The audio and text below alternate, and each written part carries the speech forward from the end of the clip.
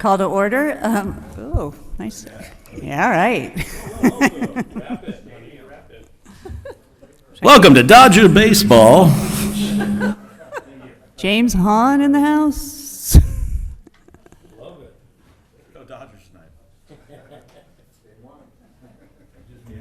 Test. Thank you, Chief. I know. Okay. We have a quorum. Could we have the roll call, please, Gail? Mayor Sticks, Here. Mayor Pro Tem Haney, Here. Councilmember Blatz, Here. Councilmember Francina, Here. Councilmember Wyrick. Here. All right. Thank you very much, Gail. And welcome to the October 11th, 2022 meeting of the Ojai City Council. Mayor Pro Tem Haney, will you please say the pledge? I sure will, Mayor. Yeah. Please place your right hand over your heart and repeat after me. I pledge allegiance to the flag of the United States of America and to the republic for which it stands, one nation, under God, indivisible, with liberty and justice for all. Thank you, Randy. Approval of the agenda? Move to approve. I'll second. Oh, okay. I'll second. All right, we have a second. Roll call, please, Gail. Mayor Pro Tem Haney, I'll be here again. Councilmember Wyrick, Yes. Mayor Sticks, Yes. Councilmember Francina, Yes. Councilmember Blatz. Yes. Thank you, Gail. Okay, we will move on to our presentation. Tonight, we have a presentation recognizing Brian and Lisa Berman for their work promoting peace in the Ojai Valley. So I've had the pleasure of getting to know Brian and Lisa through Ojai's annual International Day of Peace, their community listening circles, the Friday evening peace vigils in front of Liberty Park, and walking with the City of Peace group on the 4th of July parade. Lisa and Brian are such amazing examples of peace in action. They walk the talk, and they spread peace by their every thought, word, and action. It's an honor to read this proclamation tonight in recognition of all their work to make Ojai and the world a more peaceful, loving, kind, and civil place. Thank you so much.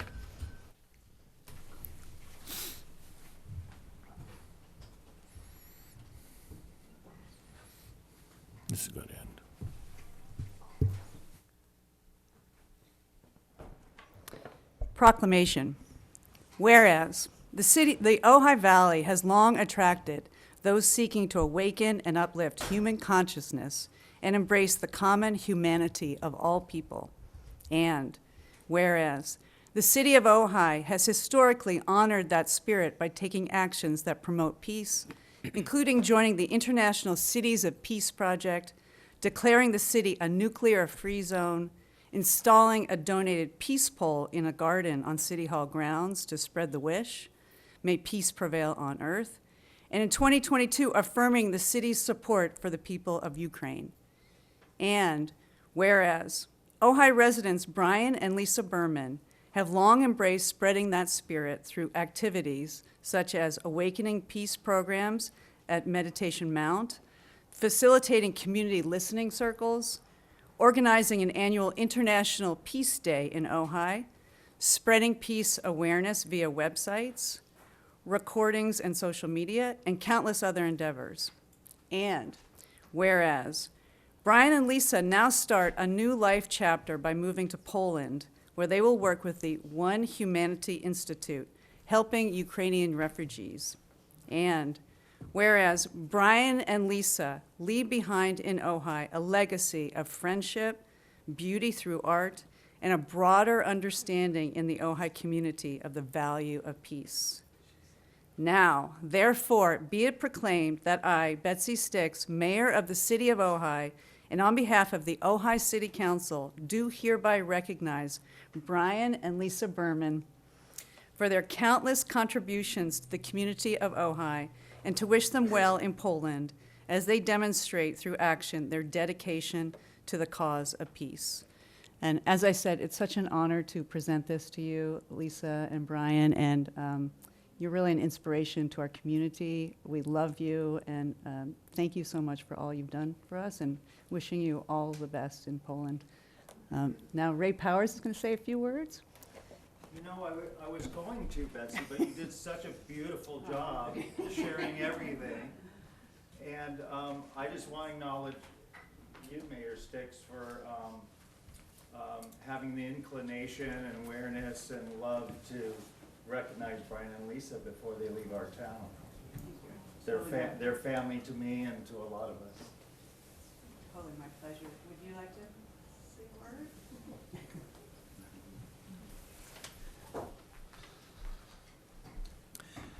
word? Thank you, council members, and I get very emotional thinking about leaving Ojai. This town for the last 11 years has been a place where we felt completely free to do our work for peace and to have a community that has supported us in our peace efforts.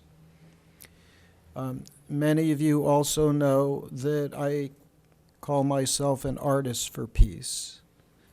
And many peace poles have been created in this town and in the schools thanks to the support of the city of Ojai.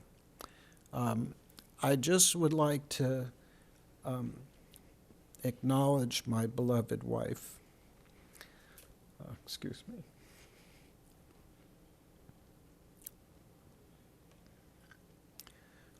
I'm actually standing on this woman's shoulders. She has been just so strengthening my life as a peace builder, and I'll let her speak a little bit. But I just wanted to say, the unexpected brought us to Ojai 11 years ago.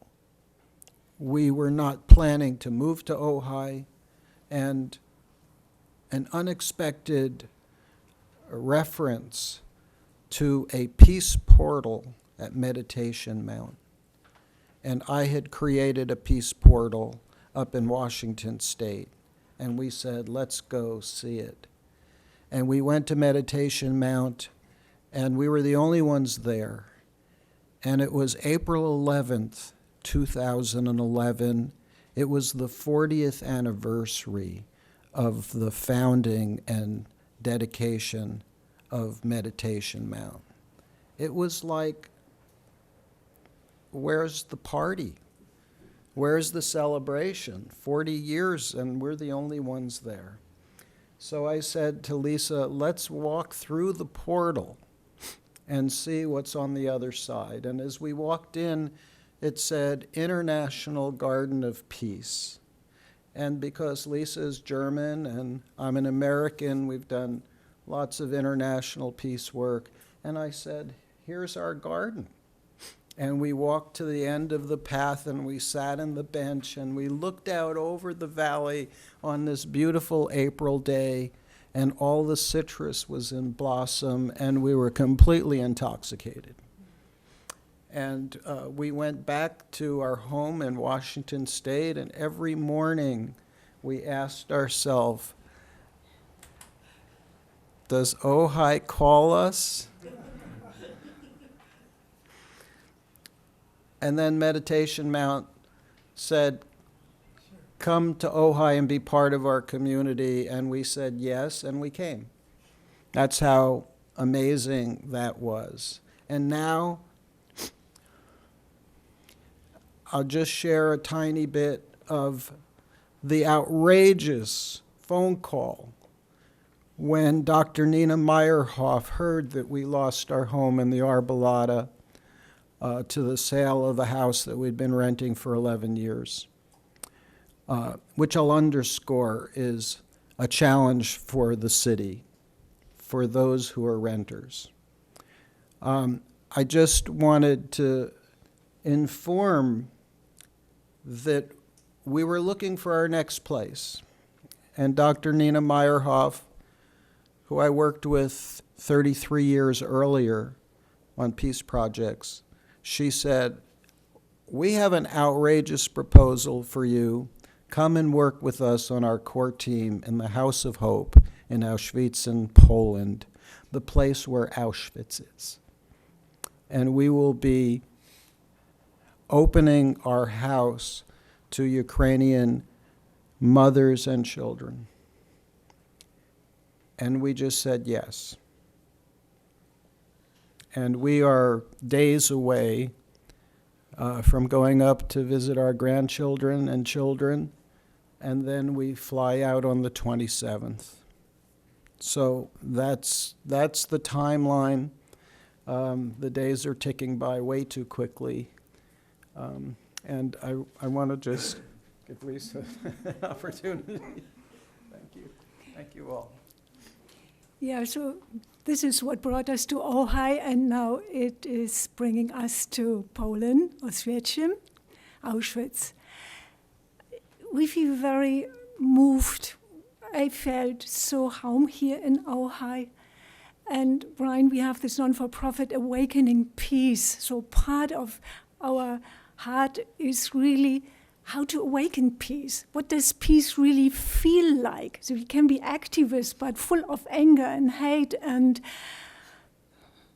war energies. But what does it feel like to be peaceful in our hearts, to ourselves, not always criticizing ourselves, criticizing our partners or children or neighbors? So I think our what we are both feel is we walk our talk is to awaken this peace in everyone, because I know everyone is longing for that. So we take the spirit from Ojai to Poland, and I thank everyone. I thank the community and all the wonderful people I met, and I felt it's community here with all the shadow sides. That's part of life. Like life is work in progress, Ojai is work in progress, so keep going. And I hope we're wonderful people who carry on the Ojai International City of Peace movement, and hopefully many will join in. It's a people's movement, not an upside down movement. It's everyone is contributing to it. So thank you, everyone. It was a great pleasure. We will visit often, for sure. Hope to see you then. Thank you.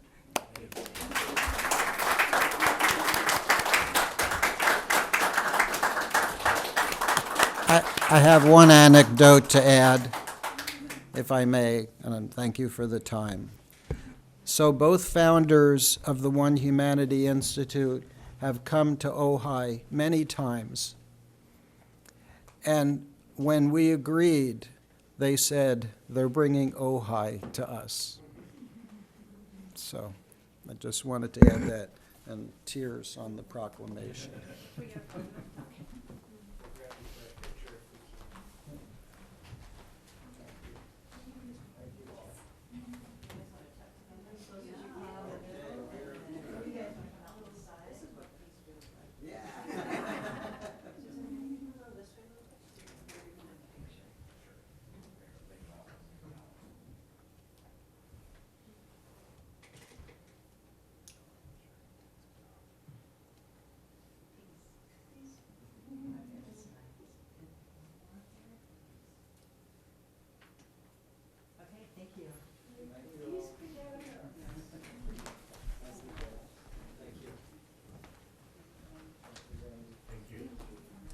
We'll see you again. Yeah. Keep blogging, keep writing them, and sharing your pictures.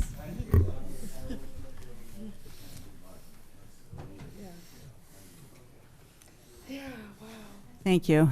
Nice to start the evening that way. We will move on to commission reports. Any commission reports, James? Sorry, I do not believe we have any commissioner reports today. Okay, all right. Bye. We will move on to public communications. And just a reminder that these are items not on the agenda. And because they're not on the agenda, we may not discuss them. And we have a 3-minute maximum. So please be mindful of that. And when the buzzer goes off, please stop talking, just out of fairness. And we'll have a gentle chime as a reminder. So let's begin with Sean Higdon, next, and then L. Caldwell, and then Leslie Rule. Thank you so much. Good evening, members of the council. My name is Sean Higdon. I live here in Ojai with my wife and 2 children.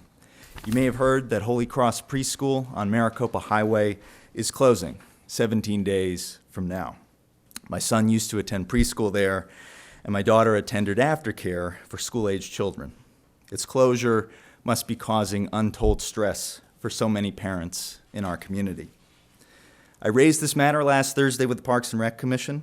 I want to applaud our Recreation Department, including Luis Gomez and his staff, for their ongoing work to respond to this crisis. 2 things jumped out at me, though, as I spoke to the Commission. First, my one comment on this closure was interspersed with many more comments on pickleball and the noise that it generates. To be clear, pickleball is wonderful and brings people to Ojai. I don't challenge its value to our community, but the juxtaposition was striking. Second, some in the room were not even aware that this closure was happening. I do understand that, I really do. Parents with young kids like my wife and I struggle to make meetings like this. It's hard to make our voices heard. Challenges with childcare can feel quite lonely for so many. But we in Ojai should show parents that they are not alone. This city has a unique responsibility to our children. We do not have a Y. We do not have a Boys and Girls Club. This is on us. Accordingly, this body must strongly support the Rec Department's efforts to expand programming. During the meeting Thursday, Mr. Gomez noted that space and licensing issues presently limit program expansion opportunities. I urge you to provide the direction and funding needed to overcome these barriers. We should collaborate with partners, both public and private, in the Valley as well. Ojai Valley Inn staff have used Holy Cross regularly. To my knowledge, the hospital was the next building down. Whether through an ad hoc committee, task force, or other means, our city should bring stakeholders together, including Ojai Library and, yes, even the school district, to engage in a comprehensive review of our programming and the options available to us. That will require building relationships and, I imagine, restoring some trust, especially with OUSD. But we owe our children nothing less than our best. I concede these questions are difficult, but our community claims to embrace those who are suffering. I believe Holy Cross families, our families, are suffering right now. We can show that we care through action, not merely our words.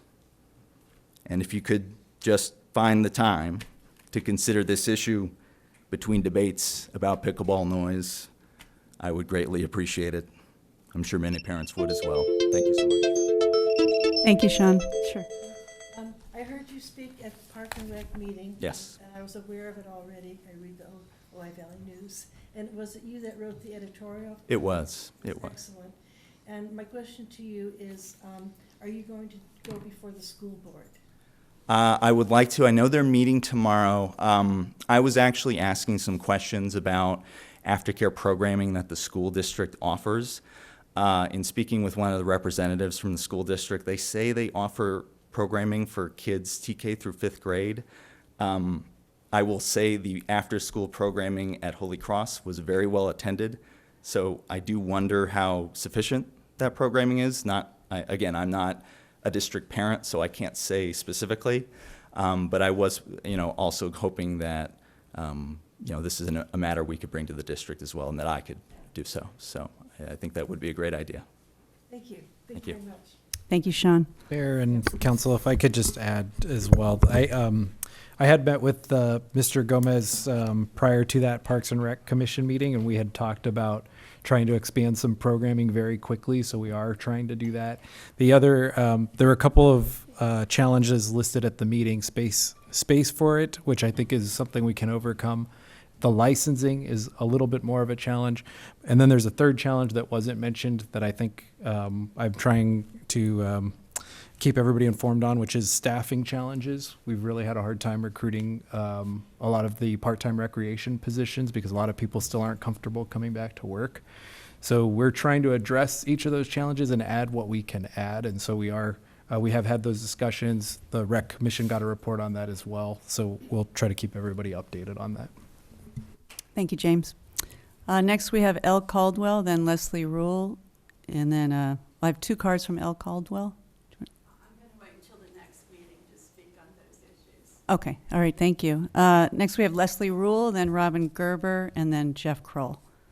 Oh, I'm sorry, Jeff's on number 2, and then Ron Solozano. Good evening, council members. I'm here to let everyone know that the League of Women Voters has scheduled a forum for council folks because the last one, the audio and video, didn't really transfer, and that will be October 20th. It will be via Zoom, and you can find it at the League of Women Voters, VenturaCounty.org. It'll be clearly marked for the council members forum.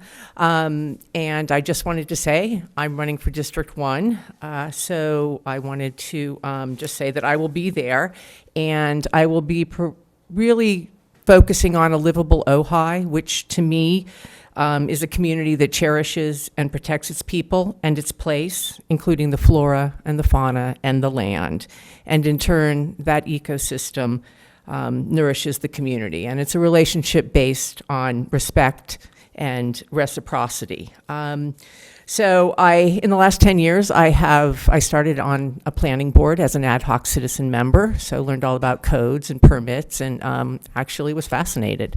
And then I moved on to the school board, and then on to the town council. So I do have a great bit of municipal experience. I could go on, but I would say please, if you can, not necessarily you folks, but I mean, for sure you folks, but also the people listening to this via Zoom, please do tune in because this is an important election. We have a lot that we need to figure out. And, you know, I come to these council meetings, and this one was amazing. Brian and Lisa, I see those peace polls everywhere, and they hit me every time. So I have to thank the town council for acknowledging them and actually bringing to the forefront for me exactly all that they have done. They are the best of Ojai. It's no doubt. And Sean and Holy Cross, once again, I can feel the pain involved in that, and that as a city, we can potentially help them is also an amazing gift that we can give back to the community. So I applaud James and the Park and Rec Department for moving forward with that in such a timely and consistent and conscientious and kind manner. So that's all. I hope to see everybody October 20th on the Zoom forum. Thank you very much. Thank you, Leslie. Next, we have Robin Gerber, and then Ron Solozano. Hi, I'm Robin Gerber. Just a quick take on 2 things. First, public service. Besides your service as legislators, you have a duty to make decisions in the public interest. Not service for friends, not service for family or campaign managers or yourself. When you deliberate, advocate for your position, and vote, you should only be considering how the public's interest is best served. For example, in your September 13th meeting, the mayor advocated a position in favor of allowing the use of gas chainsaws, despite the ordinance requiring electric landscape equipment. The exception she sought was for a fire grant, on which the paid administrator is her campaign manager, Tom Francis. This exception to use gas-powered chainsaws would have saved the grant money, but defeated the purpose of our city ordinance to curb the worst kind of pollution. Why would the mayor advocate for gas-powered chainsawing after strenuously arguing in favor of the electrification code that makes Ojai a model for clean air and helping curb the effects of climate change? I fear the answer is acting not in the public interest, but in the interest of particular people, and or herself, as her house is one that will benefit from the grant's landscaping goals. My second point is about hypocrisy. It is easy to say you stand for something, but much harder to walk the walk. The British suffragists had a great saying, deeds, not words. If you speak and vote in favor of electrification and moving away from fossil fuels, Don't then advocate for an exception big enough to carry a gas-powered chainsaw through. Everyone makes mistakes. Some of you know that I have advocated in other settings for following the codes of ethics. And I would call on any of you from now into forever for failing to follow the code of ethics, which requires acting for the public, because this is fundamental to good governance. And those who take your places should pay attention when Matt Summers gives you the code of ethics class. And please avoid hypocrisy. There is far too much of it in the world. Instead, act on what you say you believe. That is what the public expects. Thank you. Thank you, Robin. And just a little clarification. From what I understand, trees that have larger than 14 inches diameter they can't be chopped down with electric chainsaws. And when I asked if any organization that had received grants to take down trees, that are incendiary, if all of those could, if that could be considered in that form. So that's why I asked. Okay, next we have Ron Solizano.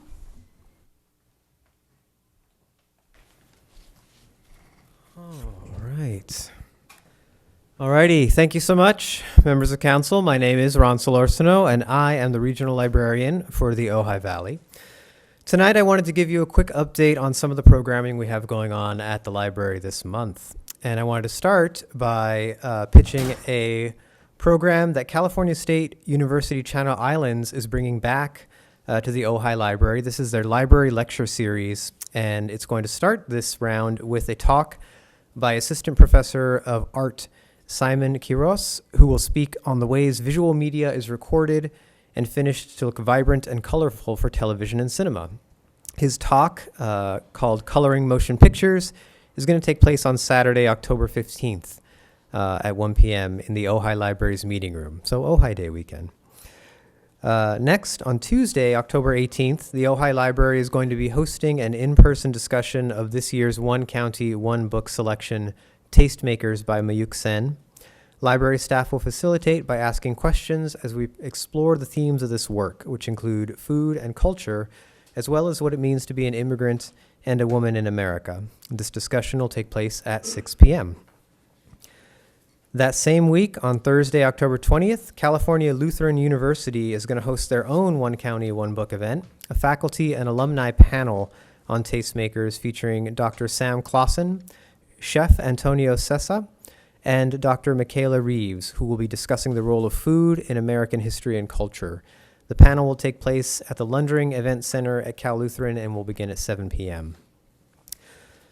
Finally, One County, One Book concludes this year on Saturday, November 12th, with a special event featuring Mayuk Sen at CSU Channel Islands. The day's program will include a free author talk and book signing, as well as a special VIP fundraising event before the talk, sponsored by the Ventura County Library Foundation. Participants can register for both events by visiting www.vencolibrary.org/OCOB. And that's all I have for now. I appreciate your time, and if you have any questions at all, please don't hesitate to contact me or the library team. Thank you, and have a wonderful evening. Thank you, Ron. Any comments on Zoom, Gail? Sorry. If there's anyone in the Zoom queue who would like to speak on this item, please use the raised hand function now, and we have one person. Corinna, there's no last name. You can go ahead and speak. Go ahead. Hi, thank you. Good evening, council members and the mayor. I just wanted to remind the city that Drown Avenue is under a speed study, and it's been going on now, I don't even know how long. And my neighbors and I really want to know what is going to happen, as the situation here has gotten very, very bad. So I wrote to Randy Haney about this, and I'm just hoping we can get an update or have it on an agenda item next time or something, because we're all sort of at our wits' end, trying to cope with the people speeding up and down our street on a regular basis. Thank you. Thank you, Karina. That's all. Any more comments? Nope. Okay, all right, let's move on to the consent calendar. Motion to approve? I'll move to approve. Second. Okay, roll call, please, Gail? Mayor Sticks, Yes. Councilmember Wyrick, Yes. Councilmember Blatz, Yes. Councilmember Francina, Yes. Councilmember Haney. Yes. Great. All right, let's move on to the public hearing. Item number 2, consideration of allowing up to 3 cannabis lounges in M1 MPD zoning districts. James, we have a staff report? Yes, Mayor, thank you. Thank you. I have a brief 4-slide presentation, so bear with me. We'll be pulling that up. Okay.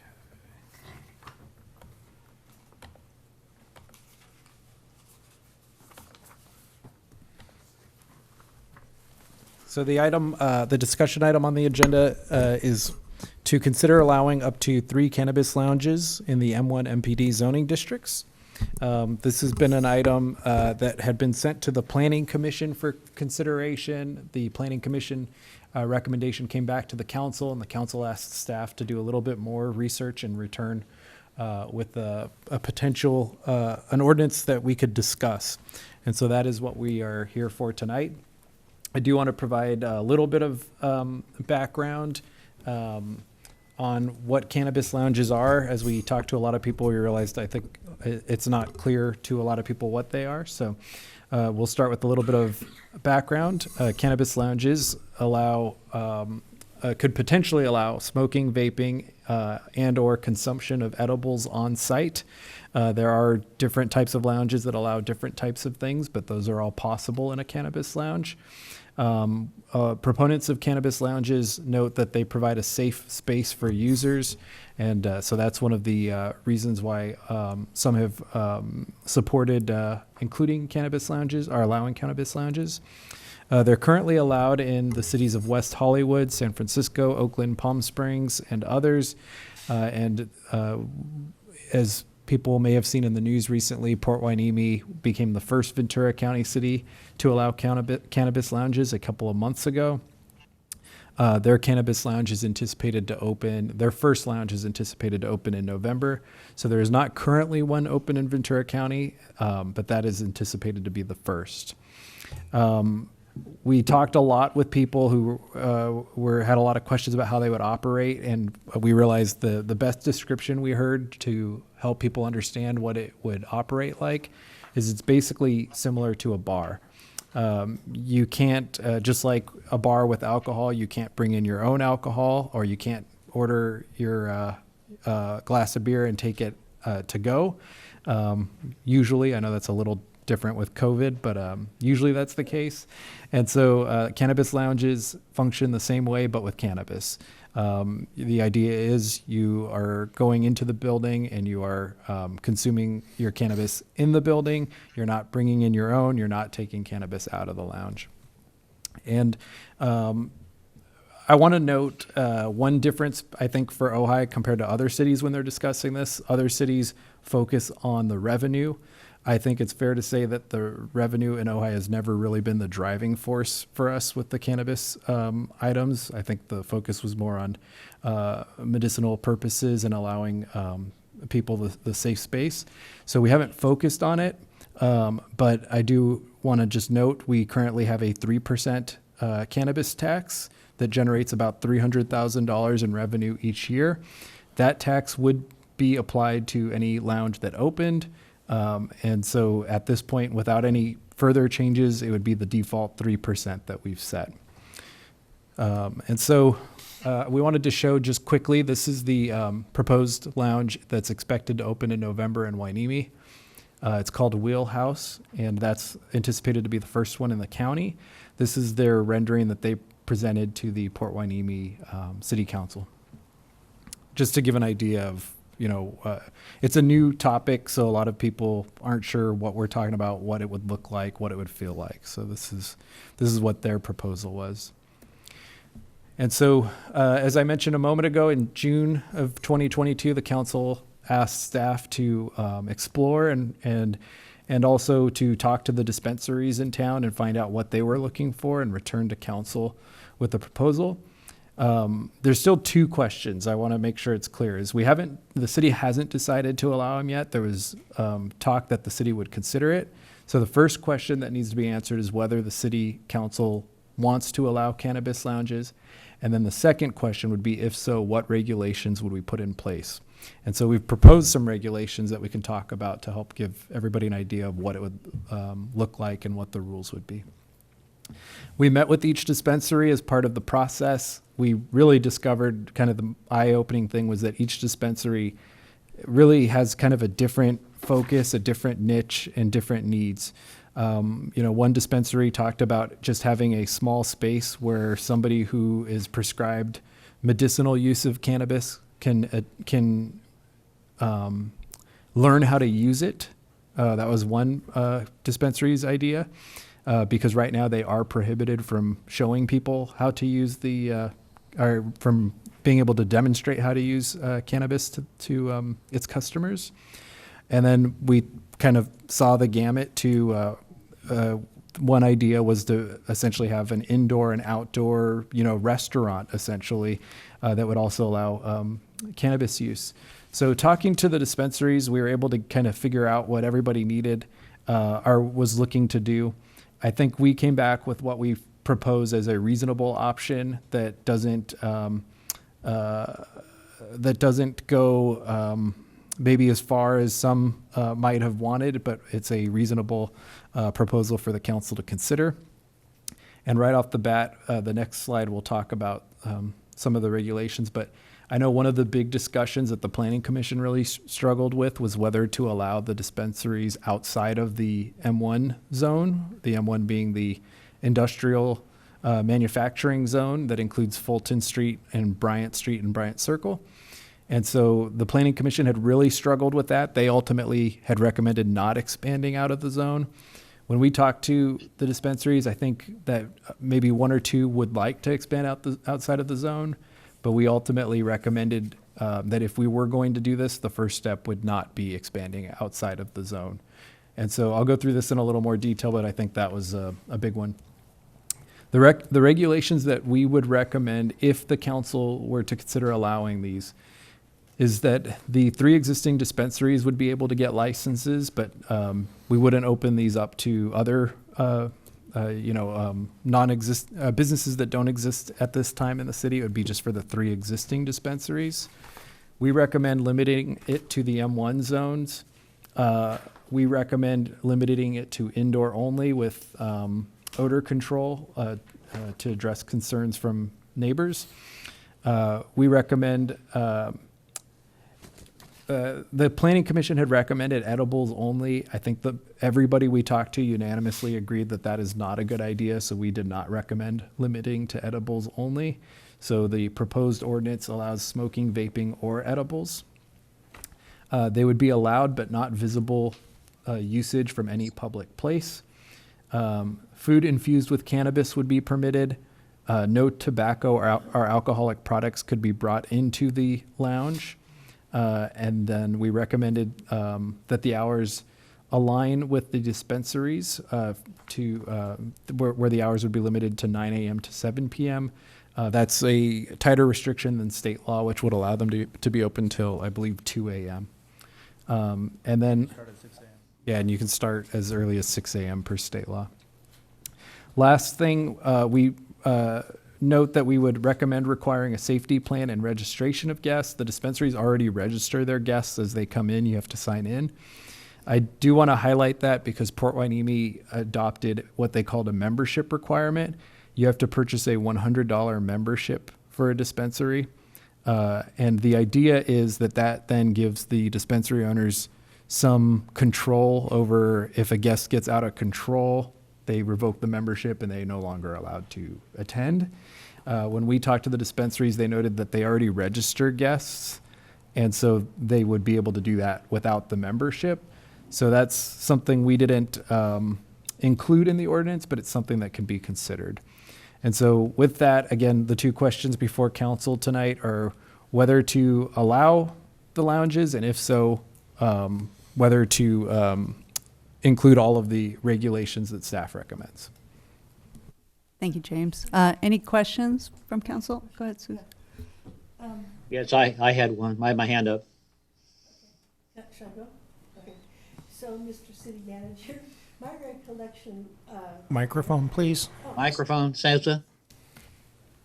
thank you very much for reminding me.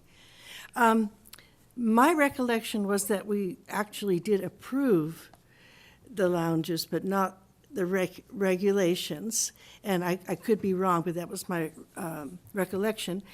And I also clearly recall that at least two members of the city council, myself and Councilmember Wyrick, possibly another member, did ask staff to explore going into the east end of Ojai.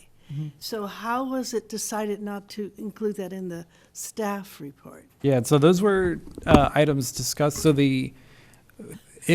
to put you on the spot or it could not be approved without an ordinance being adopted. I see. So there was no ordinance. So there was general feedback from the council that this is something we may be interested in approving, but there was not an actual approval. So we had to bring the ordinance back. And there was discussion, I think amongst the council, there was some interest in exploring whether it's time to expand outside of the M1 zone. I don't think there was a consensus to do it. I think we were asked to explore it. And so when we met with the cannabis lounges and we talked about their needs and we talked about how it could work, our staff recommendation is not to expand it, but that's something that the city council could choose to do. So, We can do that when we go to yeah. to deliberations. Okay, Yep. thank you. Bill? I have a related question with a little different angle, James. Could you provide a little, was there any, what I'm trying to say, is there any rationale other than the Planning Commission's opposition for relocation to, at least what was my motivation was to option a relocation that would move forward in terms of the uses in M1 and MPD being more consistent with the general plan and with the zoning description of these zones. Mm-hmm. And I guess what I'm asking is was there anything other than the Planning Commission reticence to, in effect, have the staff report not have the relocation option? So in effect, we're intensifying the contradiction with the general plan description of this zone. Yeah, and that is a legitimate concern. It's something we struggled with too, because we all hear about the challenge in finding space in the M1 zone. So we did kind of explore it with an open mind of that possibility. I think there's really two main things, and one is that we thought that this was a reasonable, I guess, first step towards exploring this. And then second, and we'll probably hear from the dispensary owners tonight, I expect, so they can tell me if I'm wrong. But when we had spoke to the different dispensaries, we didn't get the sense that a majority of them were eager or able to move out of the M1 zone at this point. And so I guess we can hear if that's the case. But after we met with everybody, we came back and felt that there wasn't a big demand to move out of M1 zone. And then also just as a first step, that expanding within the M1 would be an option. But again, council can discuss that tonight. Okay, thank you. Okay. Randy? Yeah, I have a couple questions. So you talked to the dispensaries about this. Did you talk to the neighbors of the dispensary? No, we did not. Did you talk to any businesses in the downtown corridor No. or in the east end corridor? No, we met with the dispensaries. That was it. So I just want to acknowledge Sure. that we're writing something around three people who owned these distribution centers, and we didn't talk to anyone else about how their distributions, if they move, might be impacted. So Yeah. I just want to note that. Then can only sell cannabis to an individual in an amount reasonable for on-site consumption. Mr. Attorney, what does that mean? I'm glad you asked him, not me. It's not a hard numeric ounces, this many ounces or this many edible products. It'll be up to each dispensary to judge in compliance with state law as it exists now and as it is modified over time, a reasonable amount for each person. Somewhat similar to how alcohol is not. There's not a hard cap on sale of alcohol in a bar. It's each bartender who's individually licensed by the ABC has to judge when someone needs to be cut off from purchasing more alcohol. Right. So that leads to my next question, is if someone overconsumes, who's minding the store on this overconsumption of edibles or of inhalation or of, well, I guess those are the only two ways that they're using it there. So there's monitors at these places, is that what I'm hearing? Or how does it work? It's not a bar, but we saw a picture of a bar, or I saw a picture of an eating establishment, because that's going to be my next question. So we're just saying that who's ever selling is the responsible person for someone being intoxicated or what's another word for that? Inebriated. Right. So yeah, it'll be up to each dispensary as presently Stoned. proposed. Yeah, that would be the colloquial term, to handle the matter if somebody finds themselves inebriated beyond reasonable functioning. Susan, I didn't want to use stone because we're dating ourselves there, but I had another question, Mayor, if you know, this is our question period. So it says the on-site sale of food and food items infused with cannabis is permitted. I guess sometimes where I get lost in this, because I'm really trying to go with the flow on this. If we're going to allow someone to infuse food with cannabis and sell it, why wouldn't we allow them to sell food that's not infused? Is that an entirely different license, or is that an entirely different business? And is that beneficial to the cannabis dispensaries? Did you ask them that? No, we didn't. We did not ask them if they would want to make non-cannabis food. I guess I hadn't. We had a couple interviews. We had not thought to ask. I was just wondering, because we're allowing infused. I guess I could take a sandwich and sprinkle a little different type of oregano on it, and then I have one last, the 9th recommendation. Could you pull the recommendations? Sure. Back up, because those weren't in our packet, were they? No, this is just in our. Or actually, I was looking at the bullet points, point but I list. didn't see the 9th one. Oh, okay. I just wanted to follow up on that if I could. It's on the next page. They're the bullet points that are under recommendations. It's the recommendation requiring a safety plan and registration of guests. Yeah, so right now, this is educational for me as well as the public. So when someone goes into a dispensary right now, they have to register? Yes. And so now what we're saying is in a lounge, they would have to register also if they're just walking in to make a purchase. But what if they don't make a purchase? Are they allowed to walk in with their own cannabis material? No, you have to show your ID and sign in to even get into the dispensary, and the proposal would be to treat them the same under this process. And the proposal also prohibits folks from bringing in their own cannabis. And how is that monitored, or how is that enforced? Right now, they have if you haven't been, I have to inspect it. So just if anybody's wondering how I know, when you walk in, a security guard is at the door, and you have to. When you go in, you have to show them your ID. You have to sign in. I have not been searched going in, but they are very attentive. So I believe they will look and make sure you're not carrying anything in. And so these would be treated the same way. Like I said, Port Hueneme has an additional, above and beyond, a $100 per year membership. And if you revoke your membership, you can't go in.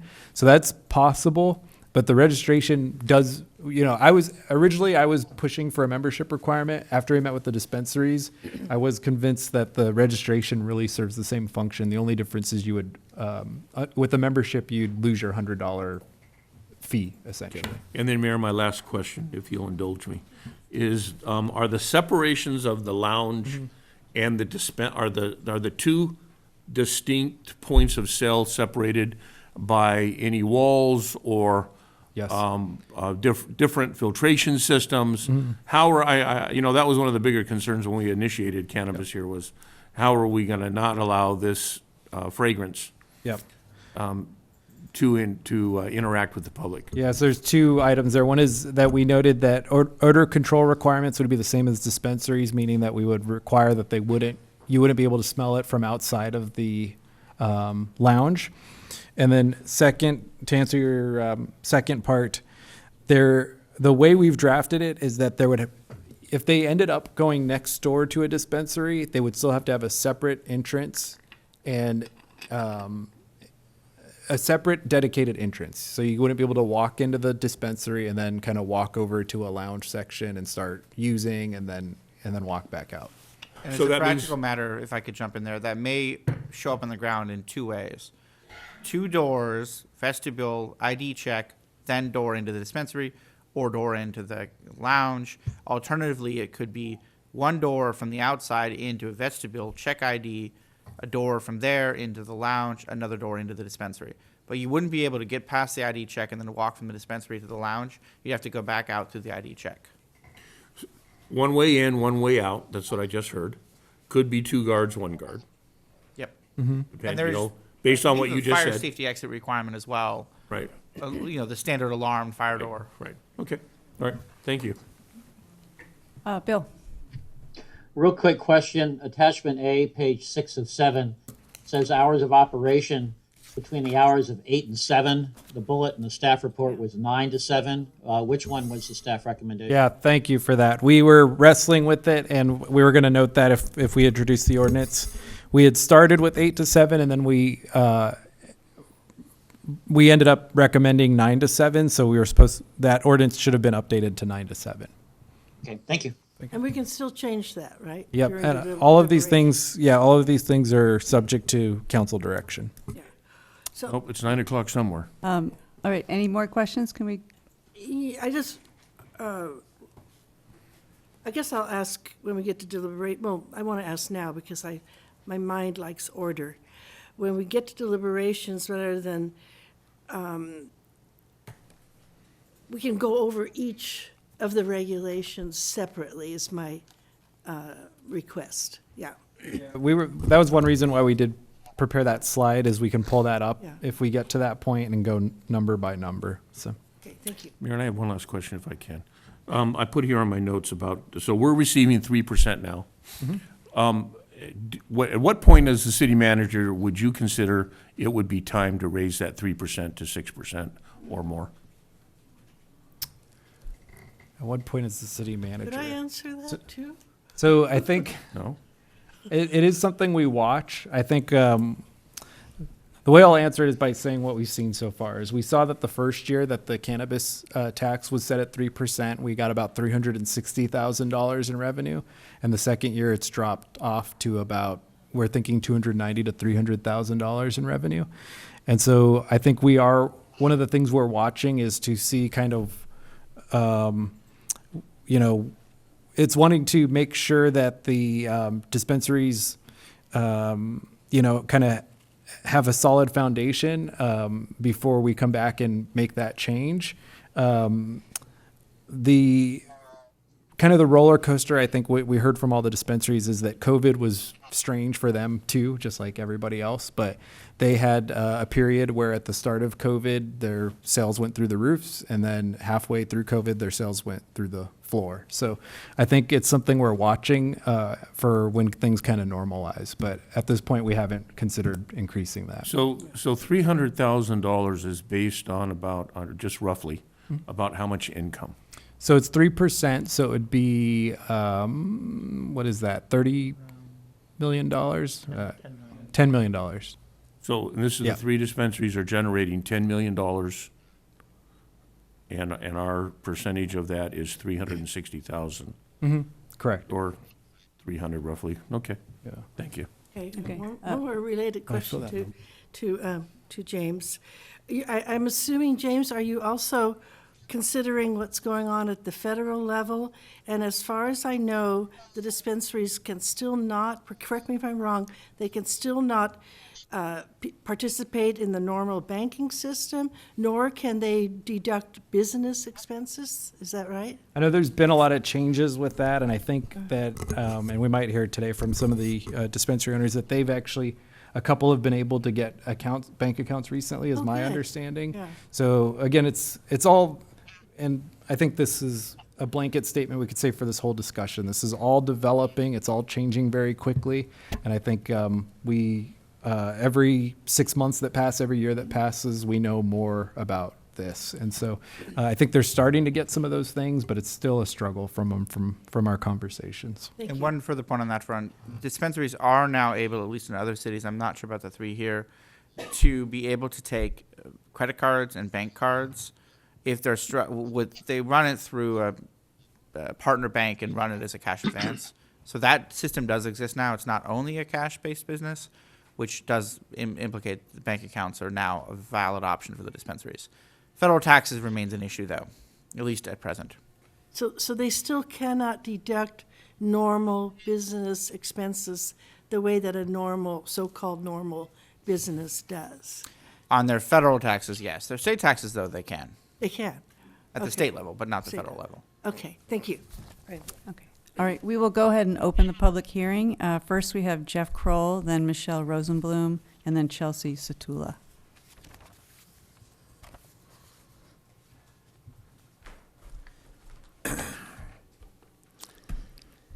Hello.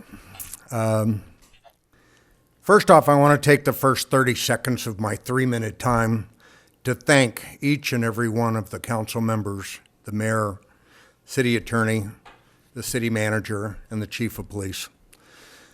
This is not an easy subject. I've been pushing this rock uphill for decades, more than 2 decades. I respect and admire each and every one of you, even though you may not agree with my mindset of how cannabis should be publicly accepted. But what's happening right now is we're at a turning point. It's no longer hidden to talk among politicians or public officials about cannabis. It's now a subject about the midterm and coming up in the next election. I was shocked to have President Biden say that he wants FDA to weigh in when they already have about 4 months ago in order to reschedule cannabis. In answer to the expenses, we are under the 280E rule, which was enacted in 1974. It was mainly to curtail the assets of cartels, not to hinder legal businesses. I am not able to write off anything, and that includes the 3% excise tax that the city or fee. The excise tax or the amount of goods is the only thing I can write off, the cost of goods. So I pay full retail taxes to the tune of about 38% of the entire gross figure of what we do in business. And I don't make $3 million a year if you're trying to take $10 million and then compute. Now we talk about lounge. Let me tell you, this is a new beginning because this is kind of an acceptance because I'm supporting a lounge for 2 specific reasons: safety and health. Those are my 2 reasons. Because currently, right now, what does someone do when they come to visit Ojai and they stay at the Ojai Valley Inn? They consume in their room, which is not legal, and the Ojai Valley Inn does not like that. Most of the motels and hotels, all of them, it's illegal. So what do? The chief of police and the sheriff has to monitor the traffic around here. They get in a car and they're smoking in a car, which is certainly not safe. A lounge creates an environment where the products that are consumed are tested and verified to be safe and healthy. We don't test Vaughn's produce at the level that we test each and every product that we have in our lounge or in our dispensary. It just makes a safe and comfortable environment. It also says to the people who come here and the people who are doing something not legal that there is an option for them, a safe place to go. The 3 dispensaries, including Shangri-La, of which I represent, we've earned the right in the 4 to 5 years since, this process started in 17. Oh my goodness, I'm almost out of time. Oh, you are out of Thank So you. the point Thank I'm- you, Jeff. I am out of time. We're out of time, Mr. Mayor. Right, I'll round up. Wait just a sec. Can you wrap it up in a couple Yeah. of seconds? I Right? have All I want to say is I'm supportive of it on the basis of health and safety. And in that alone should be a yes vote for lounge. Whether I open one up, or Chelsea opens one up, or Ojai Green opens up, it will make it a safer environment for our community. Thank you. Thank you, Jeff. Next, we have Michelle Rosenblum and then Chelsea Satula.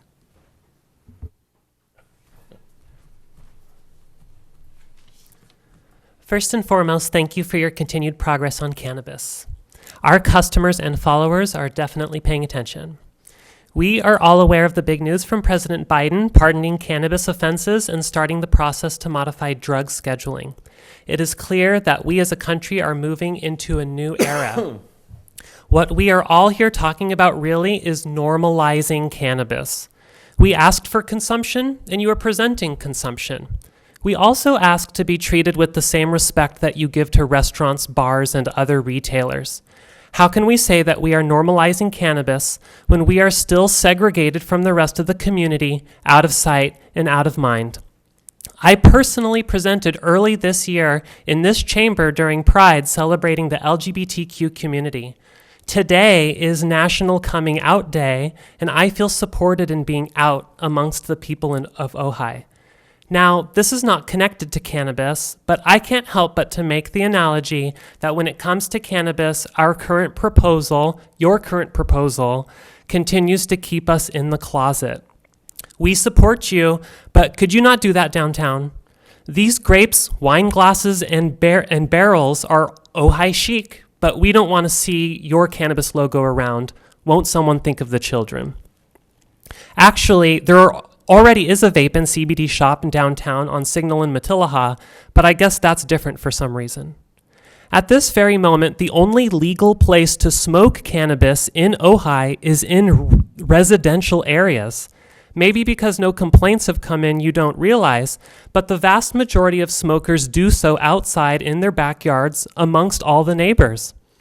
At Sespe Creek, we pride ourselves on having the best selection of sustainable sun-grown cannabis that California has to offer. This cannabis has gone on an incredible journey from seed to soil, under the sun, to now being harvested in October and sent to us. Don't you feel it's a shame to take this California State Fair winning sun-grown organic flower and sending it to an indoor dank dungeon in the back of an industrial park? Although we would make it boutique.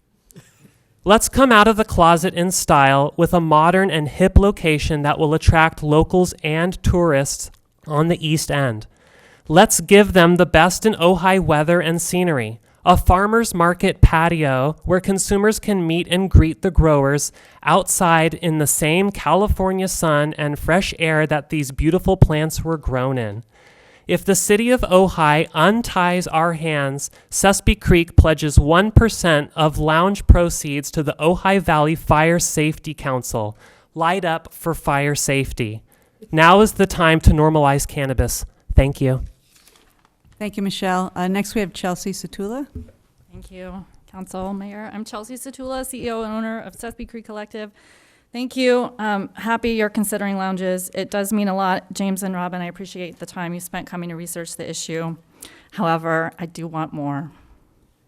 And I was hoping we could just bundle it up and get it done and not bring it back every 3 to 6, 12 months over and over and over again. I came here with a battle plan, and after listening to Brian, I'm changing it to a peace plan. I'm trying to get you guys to understand this is my peace work. People take cannabis for pain, to reduce it, to reduce their anxiety, to help them sleep. These are all things associated with feeling at peace. And I really want to drive that effort home. This is not me. This is not about me. This is about my thousands of customers that love my product and feel too taboo to come speak up on their own. But you've read their public comments. Jamie Fleming wrote a letter on behalf of the chamber saying, why is this even an issue? Why are we still debating this? Why are you treating them separate from bars and lounges? So again, this is our piecework. And unfortunately, we don't yet feel like Ojai is allowing us to bring the peace fully and express it the way it should be. We should be zoned properly. The Planning Commission's rationale was there are some hypothetical people in the hypothetical future where your hypothetical dispensary might be located that might be offended by your hypothetical nuisance. That was their rationale. And I'm sorry, I don't buy it, and I'm going to fight it.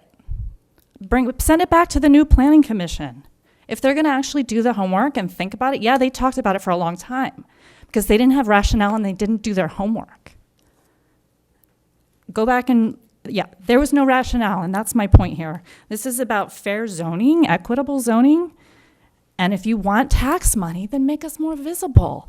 We had a person standing in Bryant Circle last week looking around, okay, somebody, one of our employees is taking a lunch break. Hey, can I help you find something? Yeah, where are the dispensaries?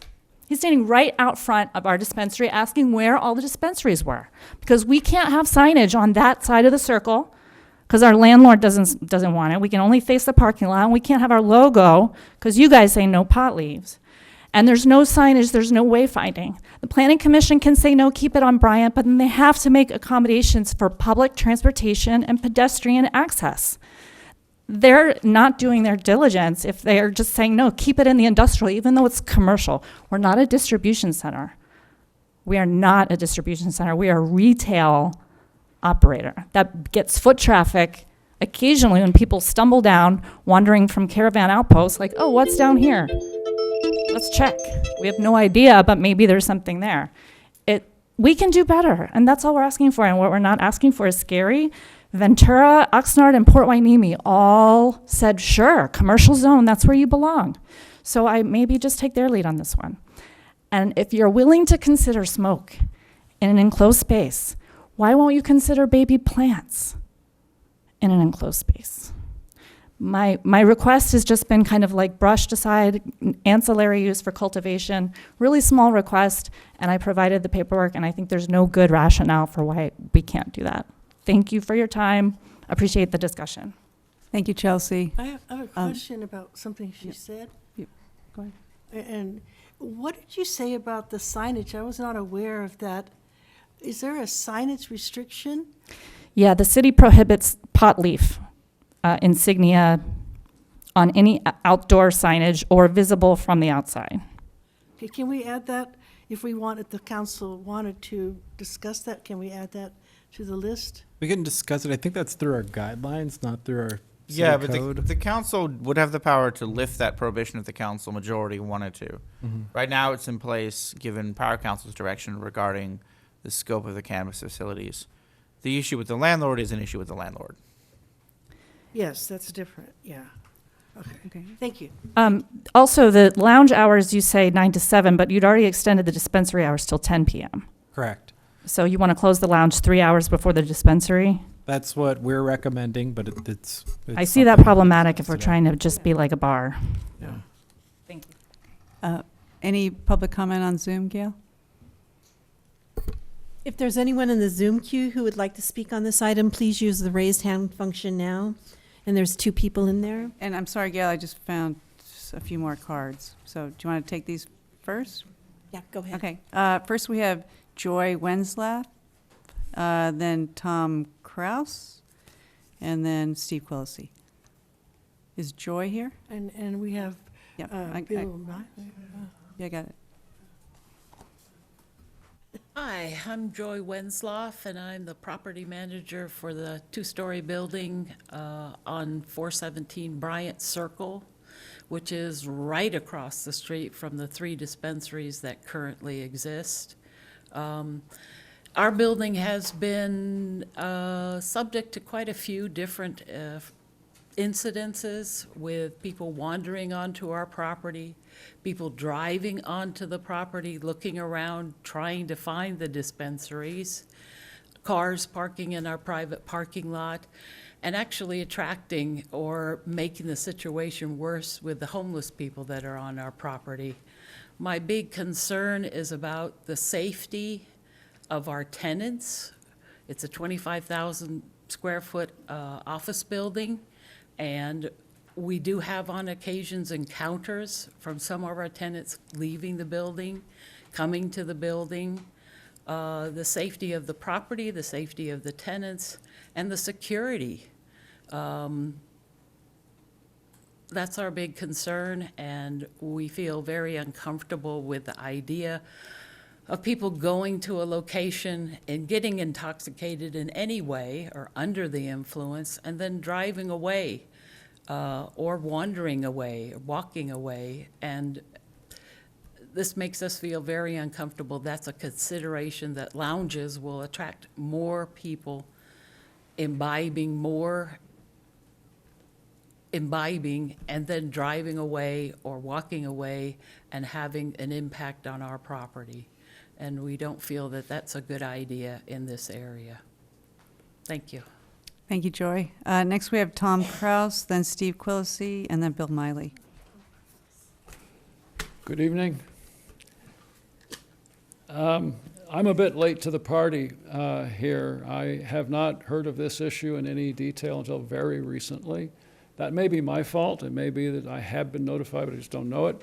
But in any case, I'm hearing a lot of things for the first time right now. But I do want to express my concern.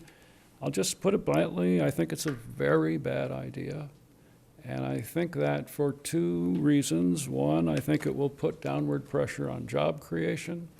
And 2, I think it raises very significant safety issues and potential liability for the city of Ojai. So let me go back and explain what I mean by those things. By the way, I've lived in Ojai for 45 years, and my wife and I own the building that Joey was just talking about, 417. We, over the years, have had between 20 and 80 people working in that building. We sold a business and then recreated another one, so it's gone up and down, and we're now in the process of rebuilding. So the number of employees that we intend to hire will go up across time.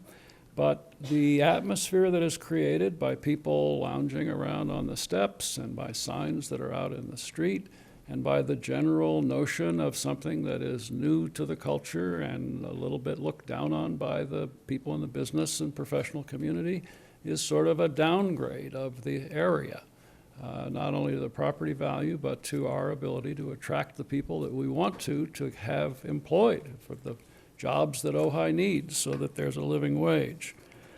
On the safety issue, the difficulty is driving after being intoxicated and not having clear limits on what the upper point is at which it's not okay. That was established pretty clearly after a lot of work by Candy Lightner and Mothers Against Drunk Driving. That was established pretty clearly for alcohol, but it's not established for cannabis at this time. And I mean, you might want to talk to Candy Lightner and get her view of how significant impaired driving is as a problem in the United States. How many people get killed from that, from impaired driving every year? And do we want to be in a position, we Ojai, do we want to be in a position where somebody gets killed and someone says, did you know about what cannabis does to people in terms of their ability to drive safely? And we say, well, we kind of knew. And they say, well, my kid is dead as a result of that. Seems to me that's the position that we would like to avoid.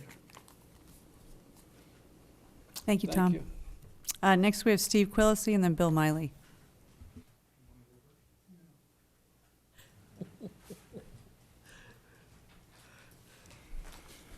Thank you and good evening. For those who don't know me, I am a member of the Planning Commission. This is an issue that you sent us a while ago. I think what we need to do tonight is talk about smoke and dope. Can we even use that language? Is marijuana still an acceptable term, or do we all stick with the clinically clean word cannabis? We'll get back to it. You gave this issue of smoking lounges to the Planning Commission for our advice, and you didn't get the political cover that you wanted from us. You can't say to the city, the Planning Commission says it's okay. We respect them, so we'll go ahead and legalize smoking lounges. Sadly, when it did come back, instead of disagreeing with the Planning Commission and arguing why you think smoking lounges are a good idea, two of you chose to slander the Planning Commission instead, joking about our archaic attitudes. So let's just talk about smoking dope for a minute. When and where is it a threat to public safety, and when it is not? And please understand, you can smoke all that you want in your home, just stay off the street, okay? I don't care. The purpose of the smoking lounges is to become intoxicated. Don't take my word for it. Two of the dispenser owners came to the Planning Commission and they said that consumption lounges with just edibles are a bad idea. Why? Because it takes too long to get the hit, to get the buzz, to become intoxicated. So, unless you're smoking the dope in the lounge, okay? Well, what happens after those smoking lounge patrons are intoxicated? Will they stay in the lounge until they are no longer intoxicated? I don't think so. They're going to leave. They're going to drive somewhere. So I want you to think about, while we can agree that driving while intoxicated with alcohol is a bad idea, if you vote for this, you are saying to the community, driving while intoxicated after smoking dope is a good idea. Now, two of you are up for re-election this year, and one 2 years from now. I would like to hear you explain to the citizens how you think driving while intoxicated from smoking dope is a good idea. Thank you. Thank you, Steve. Next, we have Bill Miley.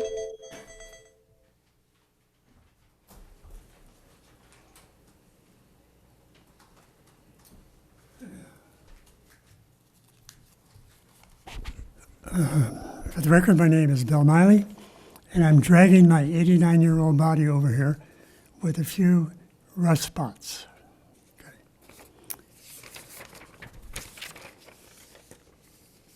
In the past, I have publicly supported the city permitting our 3 current cannabis dispensaries to add cannabis lounges to their services. I again support this.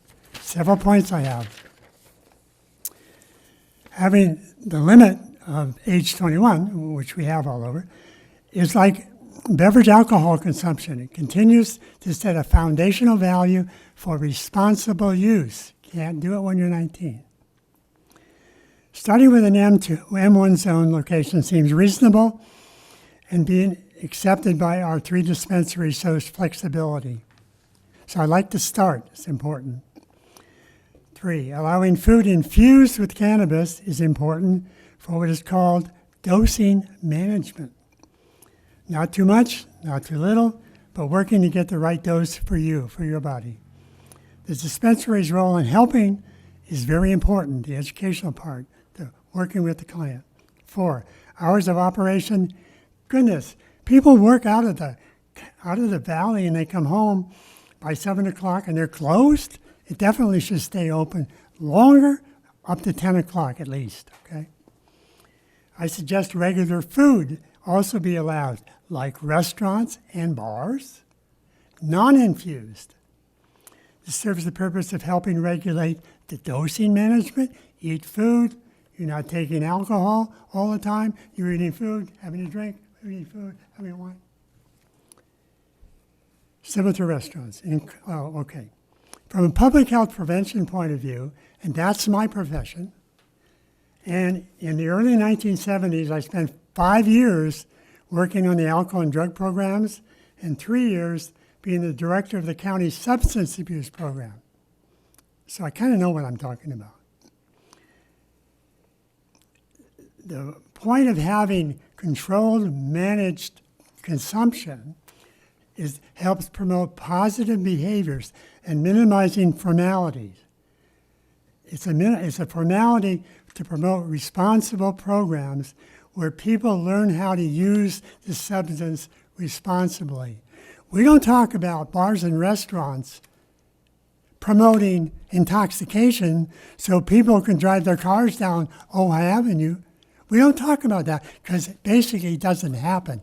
Bartenders are educated for a long time and they're responsible, even to the law, to not serve people who seem to be getting a little dizzy or inebriated. That's where the management thing comes in. I'm the last one. I'd like another 30 seconds, please. In conclusion, I don't believe our police department has had any unusual problems with our dispensaries. I respect the cannabis owner managers will carefully provide guidance to their lounge customers, and I surely support this. And educating people to use it so they don't just use it in their home and have no idea what the dosing issue is very important. We have educational, and when you get your vehicle registration renewals, you get a chart that says 1 ounce takes this long for the liver to take it, 2 ounces. Eventually we'll have that for cannabis too. So I disagree strongly with people who talk about the purpose of a lounge is to intoxicate people. That's BS. I don't believe it at all. Thank you. Thank you, Bill. Any comments on Zoom, Gail? We have one person in the Zoom queue, Jackie Subek. If there's anyone else in the Zoom queue who would like to speak on this item, please use the raise hand function now. And now we have 2 people. Jackie Subek, if you would please unmute yourself, you can go ahead and speak. Great. Can you hear me? Yes. Oh, wonderful. Thank you. Good evening, Mayor and Council members. My name is Jackie Subek. I'm a longtime California cannabis advocate, specializing in consumption, as well as a lounge license holder in West Hollywood. I was instrumental in helping craft their ordinance. I want to start with Mayor Pro Tem Haney. I hear your questions, and I got to say they're all valid. I have a lot of experience in this area, so I want to give you some super fast thoughts now because I have some other stuff I want to say. Hours of operation. 10 p.m. is the state cutoff for retail, so that's a good time to stop. Other cities, like including West Hollywood, but other cities have gone to 2 a.m. for people that purchased before 10 p.m. and then wanted to stay and just hang out and consume. Plus, you give them the opportunity to participate in Ojai's nightlife with other restaurants and bars, and you give them extra hours of revenue. What's reasonable for on-site consumption? In WeHo, we went with state limits. We are talking about responsible adults. Overconsumption. That's dealt with well-educated and trained staff with protocols in place for impaired customers, even including using CBD. Also remember that nobody's ever died from cannabis alone.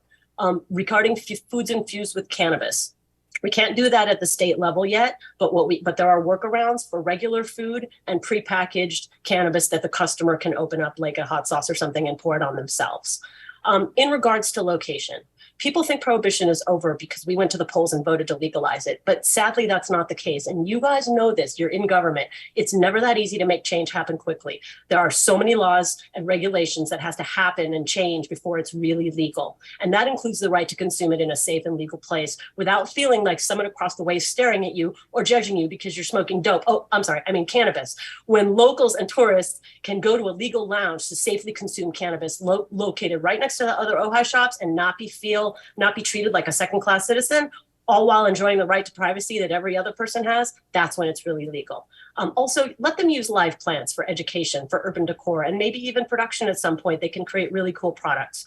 I encourage you to support these businesses and give them every opportunity to grow and thrive. They need your help not more barriers. And hey, if they do well, Ojai does well. So please allow these retailers the opportunity to locate in any commercial zone that you would regularly allow any bar or restaurant in as equals and end prohibition. Thank you. Thank you. One more, Gail? And we now have Corinna, no last name. Corinna, if you would please unmute yourself, you can go ahead and speak. There you go. It's Karina Wright. Thank you so much. I just wanted to say basically what she just said. We should do this. We should go big. We should allow cannabis lounges on the main drag. You know, it works in so many other towns. There's no reason to keep them down in Bryan Circle. I think there's a moral prejudice against cannabis that I don't think is seen the same way with younger people today. And we're trying to, quote, protect the children, and we don't need to. They see cannabis as actually a great industry in a way that many communities have raised a lot of revenue for their towns. The list is long. The pros are huge. The cons are small. I really encourage the council to explore this further, to really be thoughtful. Obviously, shutting them down at 7 p.m. makes zero sense. You know, alcohol is so much more destructive than smoking marijuana, and we've got to be real about this. And I'd love to see our community take the lead in it. Thank you. Thank you, Karina. That's it, Gail? Okay, we'll go ahead and close the public hearing and open up for discussion. Souza. I would like to start by addressing the concerns of the neighbors, because that's not part of this officially.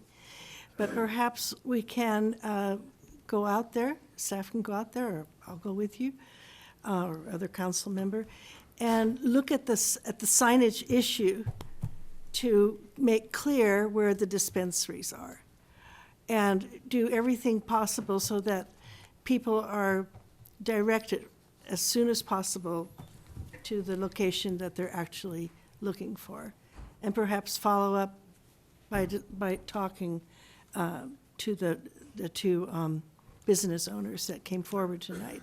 Yeah, if you had come last time, we probably would have worked on this sooner, but thank you, because we definitely want. Yeah, I understand, but we want all the neighbors to get along. That benefits everyone. Okay, and then I just want to make perhaps a general statement, and then we'll go through the list of regulations or whatever. I'm in complete support of destigmatizing, getting rid of the prohibitions, allowing. It makes sense to me to allow those that want to move out of the industrial zone into the east end, and that maybe some of the neighbors will be in the industrial zone will be happy to see them go. So, you know, that's one consideration. I have a huge library on the history of the prohibition of marijuana, how all these draconian laws came about. I have a library on the medicinal benefits. But I personally, I would like Mr. Quillisi to know, I don't, it's just not my thing. People give me all kinds of edibles, I never eat them. It's just not my nature. And I would like to convey to you and the public that having fair and equal regulations and destigmatizing a product does not mean suddenly that it's going to encourage more people to use it. I don't that's not how it is. You know, the same thing with we have over, I think, 50 alcohol serving establishments, if you include, I think, the groceries. And, you know, it's just, I think Jamie said it best. We're surprised that this is even an issue after decades. Jamie Fleming, the head of the Chamber of Commerce. We're surprised that this is even an issue after decades, centuries of bars being accepted as sites for on-site product consumption. Why would we act like there is a difference? And I don't want to hog up my time. I'll use it on the other issues. Sorry. Bill. Yeah, a couple things they're going to be in the nature of questions first. James, we emphasized the framework in the ordinance that we then made particular with specific rules by resolution so they could be more easily adapted. This approach tonight seems to be to revert back to having the specific rules in the ordinance rather than having a framework that would be implemented by resolution of regulations. Was that issue considered? So, yes, a couple of the things we talked about tonight as regulations are not in the ordinance. Things like I know we went back and forth, but I don't think we ended up including the odor control in the ordinance, the safety plan or the registration of guests. And that was with the intent that those would be in separate guidelines adopted by resolution. I think the biggest difference between this and the dispensary ordinance, I don't think we had specific hours in the dispensary ordinance. Right, that's one of the things I was thinking about. Yeah, so we could remove that and do that separately by resolution. We had included it in the ordinance, but that could be done either way. And one other point on that front, this still does contemplate regulations. You see that in page 5 of 7, attachment A, subsection 42610C. But we did bake a little more here in the ordinance than in the other case so that we could get clear policy direction on some of these questions that are more at that operational level but have been points of dispute among council. We need clear direction on some of those points. But it's a good point. If I could just quickly add and just for anybody not following, the reason why we included hours separately on the dispensaries is so that they could be modified without having to adopt or modify our entire city code. So I think that is something, as we think that through, that can be removed from the ordinance, assuming that council adopts one and can be handled separately. Yeah, I was just making a comment on past practices. Sure. So there's that, and then a couple more things, and real quickly. I remain concerned about this M1 MPD focus, which is really not consistent with our general plan. I think having only infused items of food just kind of doesn't meet the common sense test. I mean, why wouldn't you allow different food items that some infuse? You might want to drink something. I mean, it's not infused. If I could jump in there on one point that maybe requires clarification. The ordinance does not prohibit non-cannabis food. It allows cannabis foods if and when the state ever gets around to allowing them. It does not prohibit non-cannabis foods. And that can be stated plainly. But I think it sounds like that got sideways on a couple of those. Yeah, and I think maybe where we confused people, question was asked. It got expressed that way. Yeah, the question was asked if we had talked to the dispensaries about non-cannabis food. We did not, but the ordinance was not intended to necessarily block that either. So. Okay. So do we need to change? Well, and then just a couple other just common sense questions. The issue of seedlings has been on the table for a long time. Was that specifically rejected or just not really considered? We did not get majority direction from council in June to write an ordinance regarding nursery cultivation. It remains on the table if there's majority direction. Okay. I have other things to say, but I just wanted to get more clarification on those points. Thank you. Okay. Thank you, Bill. I would just like to jump in there before we continue the conversation because, as we know, Sousa will be here. The rest of the 4 seats, we don't know what's going to happen. And the election is in less than a month, less than 30 days. Bill and Ryan will definitely not be here. We don't know. So I think this is a very important issue here in Ojai. Clearly, we have different opinions. And so in the spirit of democracy, I would say we should wait until the people who get voted in less than 30 days have the opportunity to vote on this issue in January. So I would like to make a motion that in the interest of democracy, we look at this question in January when the new council will be seated. Can we discuss your motion? Sure. Okay. From my perspective, in the interests of democracy, we should proceed because we've worked on this for so long, and I feel that the seated council members if they would like to complete the process, I think they deserve to. That's also democratic. Yeah, we could look at it, two different ways. Yes, I agree. I just think it's really important that we have the new council make this decision because they're being voted on very soon. Randy? So I just, don't hold me to any structure, but to have a discussion on a motion, one, we'd need a second.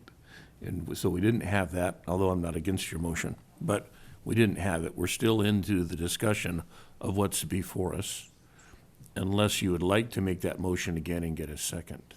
I would make the motion. Do I have a second? No, okay. Okay.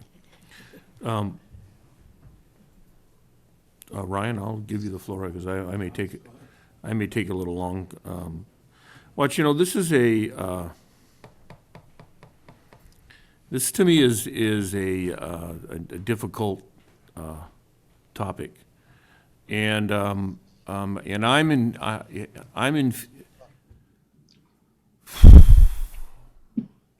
My take on this is based on my life experiences, and they may not be yours. I have no life and they may not be experience yours, with this. and they may not be anyone in this room. I'm just saying. So when I speak and where I come from, is from my experience. And when I hear the word stigmatism there's the astigmatism attached to it, or or it's the same as alcohol. I had my first drink when I was 17 years old. I was a senior in high school. I come from an alcoholic family, both parents alcoholic. Out of 8 in the family, 6 were alcoholics, including me. And I drank for 20-some years, and I've been sober for 28 years. So I don't think there's anyone on this dais that wants to match those numbers or match my understanding or my feelings when it comes to this subject.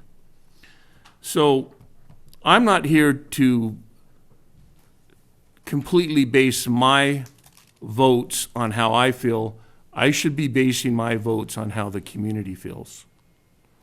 And this is one of those subjects to me that we haven't had as much community weighing in on this subject than we have to date. That's why I asked. We asked the dispensaries what would they like. Well, I can tell you what they want. If I was in that business, I want to make more money. I get it. Doesn't make them bad people. It makes them good business people. I'm not against that. When Mr. Quillisi says, do you want to vote, on being the person that says it's okay to get high and drive? Again, maybe you don't get high and drive, but I have. And I did for a long time. And for a long time I haven't, and I understand that. So when we make this decision, we're talking tonight, and I have a sense that we're already willing to move this forward. And I don't think that we have really had enough engagement with the community regarding this. I'd be inclined to, I don't disagree with you, Mayor. I would think we would want to continue this, if we had the votes, to November if not December, if not to, we can set the date we want to continue it to. We may not get the votes to do that because there may be 3 council members that want to deal with this tonight. And so we're pigeonholed by that. But I'm going to say this, when we have this discussion and we want to use this argument that alcohol and cannabis are one and the same, then you better look at both sides of that coin. Because not only is alcohol the #1 destructive device or mechanism that destroys families in America, what we're saying and trying to condone is the use of another mind-altering product to do the same. They may not do it the same way, but they do it alike. And anything that you take into your system, whether in my world it was to medicate myself, and that's what addiction is. Alcohol wasn't my problem. I was trying to medicate some other things, which I'm not going to share. But I'm saying the same thing about cannabis, you guys. We can't sit here and say it's okay just because alcohol's okay. I'm telling you, neither one of them are okay in my book. I'm trying to get along with this crowd, but I'm just going to tell you, if I'm speaking from the heart and I'm speaking for me only, you could outlaw them all, and it wouldn't bother me at all. And it would make for a better friggin' country. But we're not here to talk about my feelings and to talk about a better country. So, you know where I stand on this. I just don't believe, and I do believe Mr. Quillisi is right. If we do vote on this tonight, you are voting understanding that what you're doing is going to change this community. And do you want to change it to a community that condones people altering their state of mind and their physical body and driving or walking or riding bikes? If that's what you condone, then you need to say so. But I can tell you, I don't. May I Ryan? respond? Okay, go ahead. I just want to remind the council and the public that when we had the first one, I think it was the first or second hearing in June, I can't count all the comments that we received, at least 50 or more. And in the past, we've had forums. The Chautauqua had a forum on cannabis at the Sane Center, and we had a doctor speak. We had, I believe the sheriff was there. Yeah, maybe you can jump, but we have had many public discussions, and if people read, they've read the books about cannabis. They've read, this is not this is a topic that's been openly discussed, widely discussed. So, I mean, I don't know if you're insinuating we're trying to slip this under whatever the rug. I don't think I said that. But and also to say that alcohol and cannabis are the same. I'm not an expert on either one, but it's a different experience, is my understanding, and I think I've said enough. But I appreciate your honest comments, Randy. I do. I speak from experience.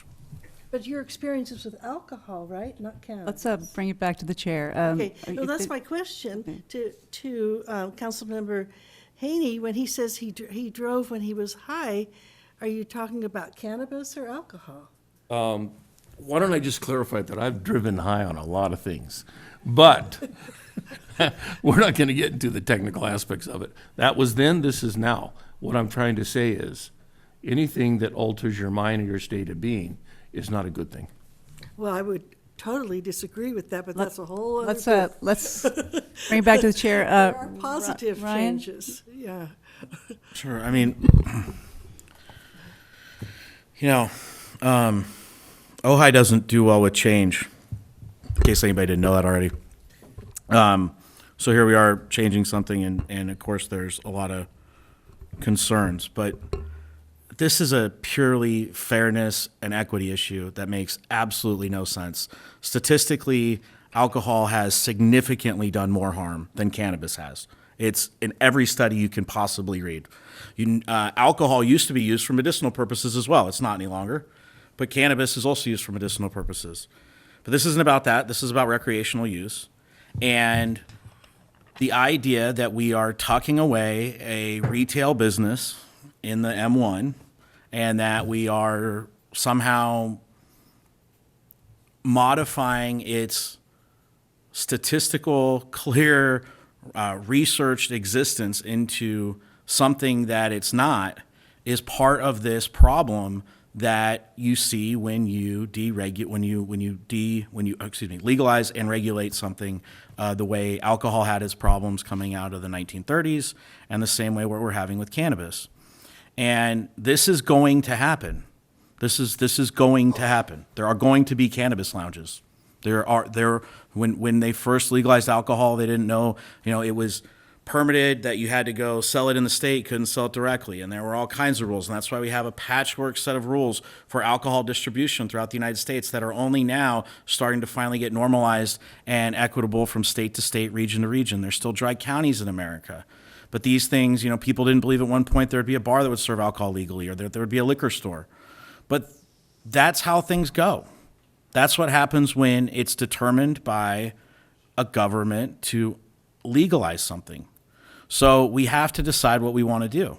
I don't want to cause any additional problems, but we started this process with the most fear-mongering, absolute irrational logic I had ever seen coming out of government before, when it was, well, if we legalize this marijuana, we're going to have tons of thefts, and we're going to have police station there, and we're going to see an outbreak of crime, and we're going to have all the transients and the horrible people that are surrounding it.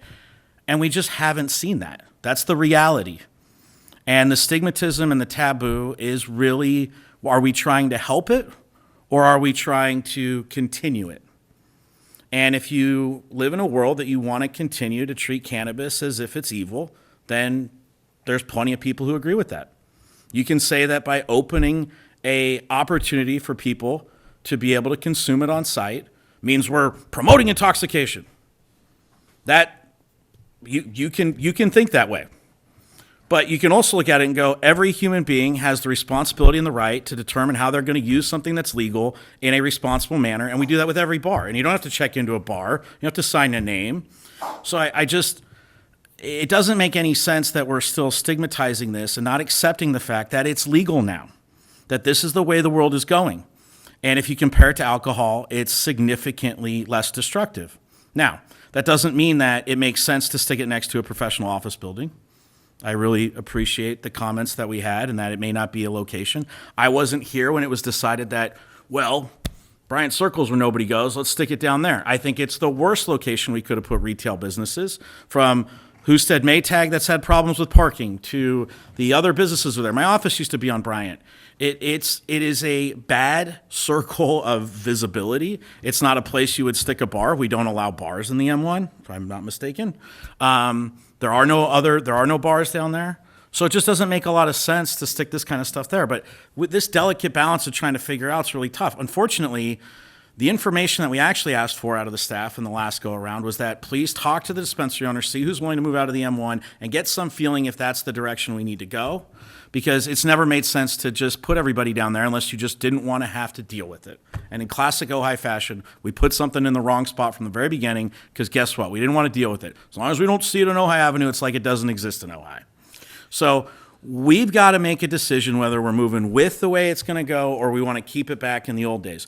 We already made that, the council before us made that, before I was here, made that decision. They put 3 dispensaries in a town of 7,500 people. That's a pretty clear indication. This council, before I was here, passed a resolution asking the district attorney not to prosecute the medicinal distribution stores that were getting prosecuted. That was incredibly onerous, draconian, and frankly, incredibly unfair. Our community has supported those 3 dispensaries. I wouldn't have necessarily gone with 3. The council decided on 3. So if we're going to put 3 in a community and make it illegal to use it anywhere, there's a lot of illogical problems with it. I mean, it just doesn't make sense. Now, do we blanket allow as many as we want? No. Do we figure out where they can go? I think that's a good idea. But it's this tough situation. I don't really want to see the whole M1 MPD get eaten up by additional lounges because it's the only space we allow manufacturing. And we allow manufacturing there. Why? Because it's noisy, it's problematic. We don't want to do it where we can see it. So there's some balance here. I don't know. This ordinance, I don't think, has it all figured out. But I do think that we've got to decide whether we're going to be behind the times or continue to be ahead of the times. We made a decision in cannabis, it seems like, to be well ahead of the curve. We're one of the first cities to do it. We're the only city that didn't have a tax on it.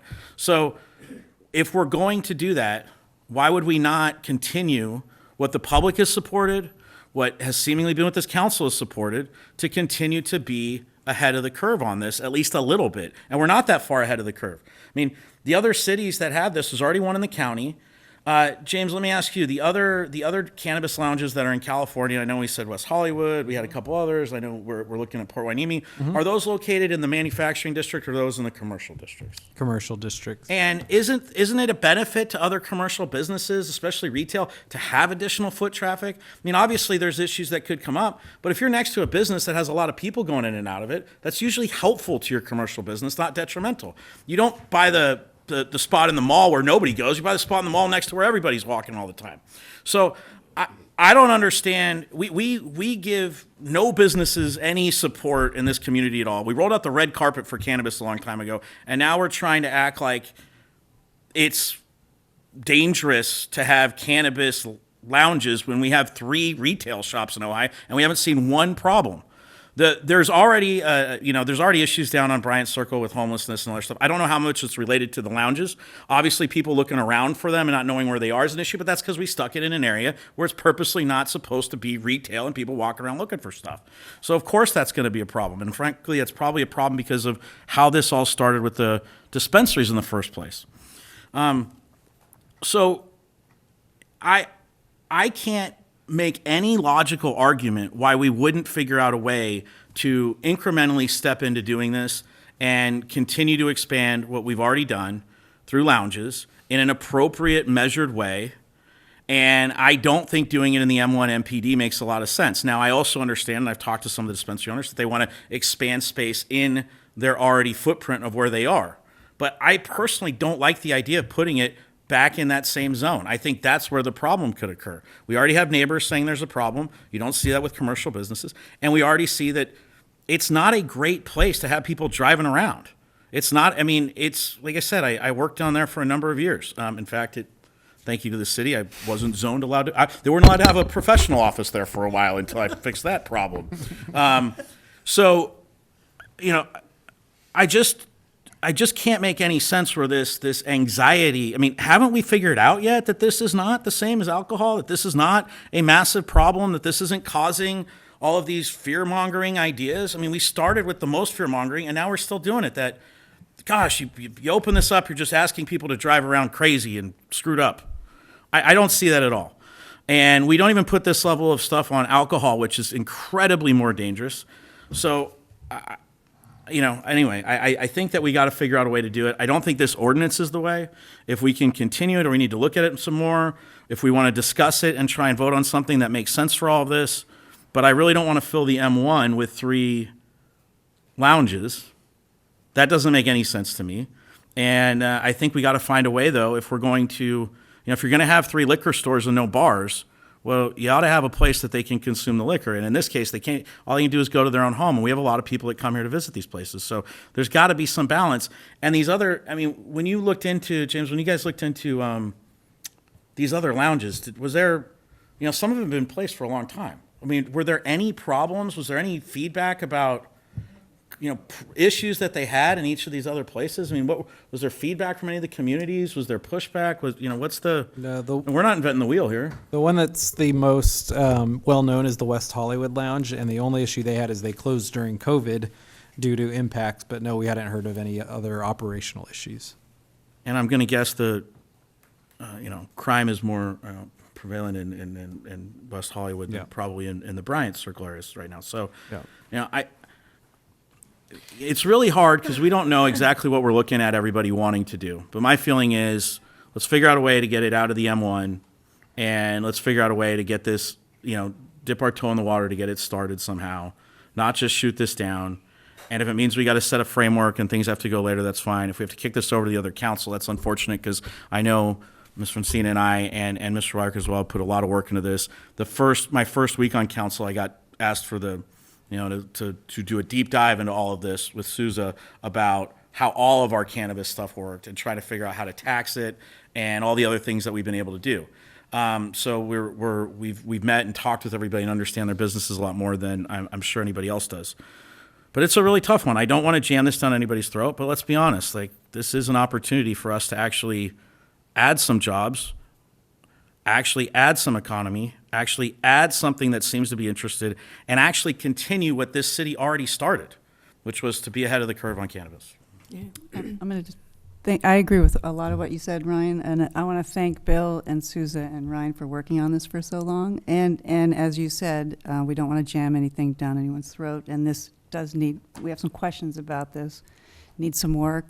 So once again, I would recommend that we would wait till January when the new council is seated, because those are the people that are being voted in by the voters in less than 30 days. And once again, I would like to see us move forward tonight. Maybe not with everything, but perhaps we can. Maybe Ryan, you could help help make a motion, or you can make the motion. I can help you. Can we agree on some of these items? Can we agree that a maximum of 3 licenses for cannabis lounges in connection with existing cannabis dispensaries lawfully operating in the city? Can we agree on that? And then on the second one, lounges must be located on the M1 and MPD zones. I would like the dispensary owners to choose where they would like to be located, and then staff could work out the details. I mean, normally... We would need more clear direction than that regarding a zoning question. Okay.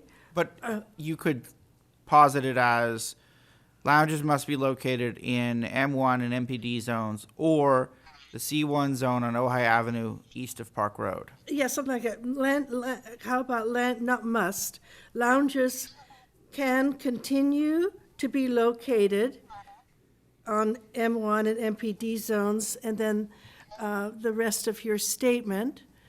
I mean, just as a springboard to, so that it is more integrated into the commercial zone. The other ones maybe too, the cannabis line shall be indoor only. Is that controversial among, can we add that? Not? I know Chelsea was requesting it be outside. It sounded like him. Okay, can we not do that one yet?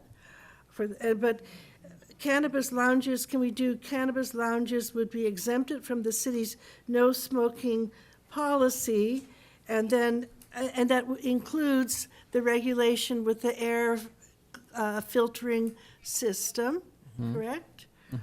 Okay. I'll just go down the list, and then if anybody objects to something, we can wait on that one. Is this a motion I'm hearing? I Yes. understand that this is the building of a motion.